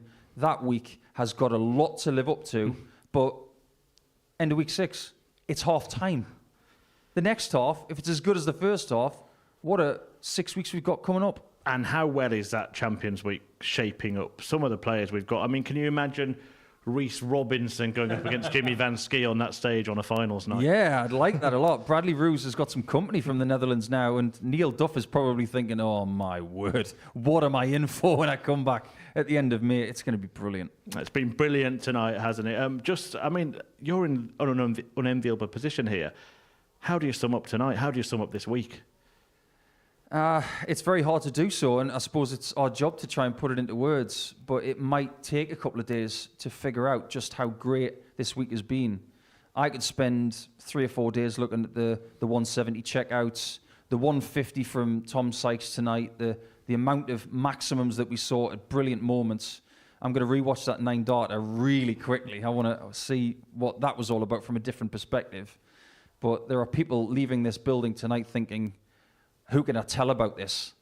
Word of mouth is that when you see something positive, you'll tell 3 more people. And they're all going to tell their family and their friends what an experience that was. And you should come along and see it for yourself. Yeah, it's a night that we will all look back at very fondly. But let's look forward for a moment. Jimmy Van Schie, what can this win do for him? It can allow him to believe in himself to the degree that he can take himself to the next level. The winner of the Romanian Classic earlier this year, I'm sure that did something for him. And winning 3 qualifying tournaments to have guaranteed visits here as well, he's definitely trending in the right direction, isn't he? And now that he's got the weekly title, who knows what's next? Well, thanks for your company on what has been an incredible week. And thanks, as always, for your company as well. Tonight, Jimmy Van Schie was head and shoulders above the rest. But next week, maybe, just maybe, we'll reach even greater heights. We'll see you on Monday at 9:30 sharp.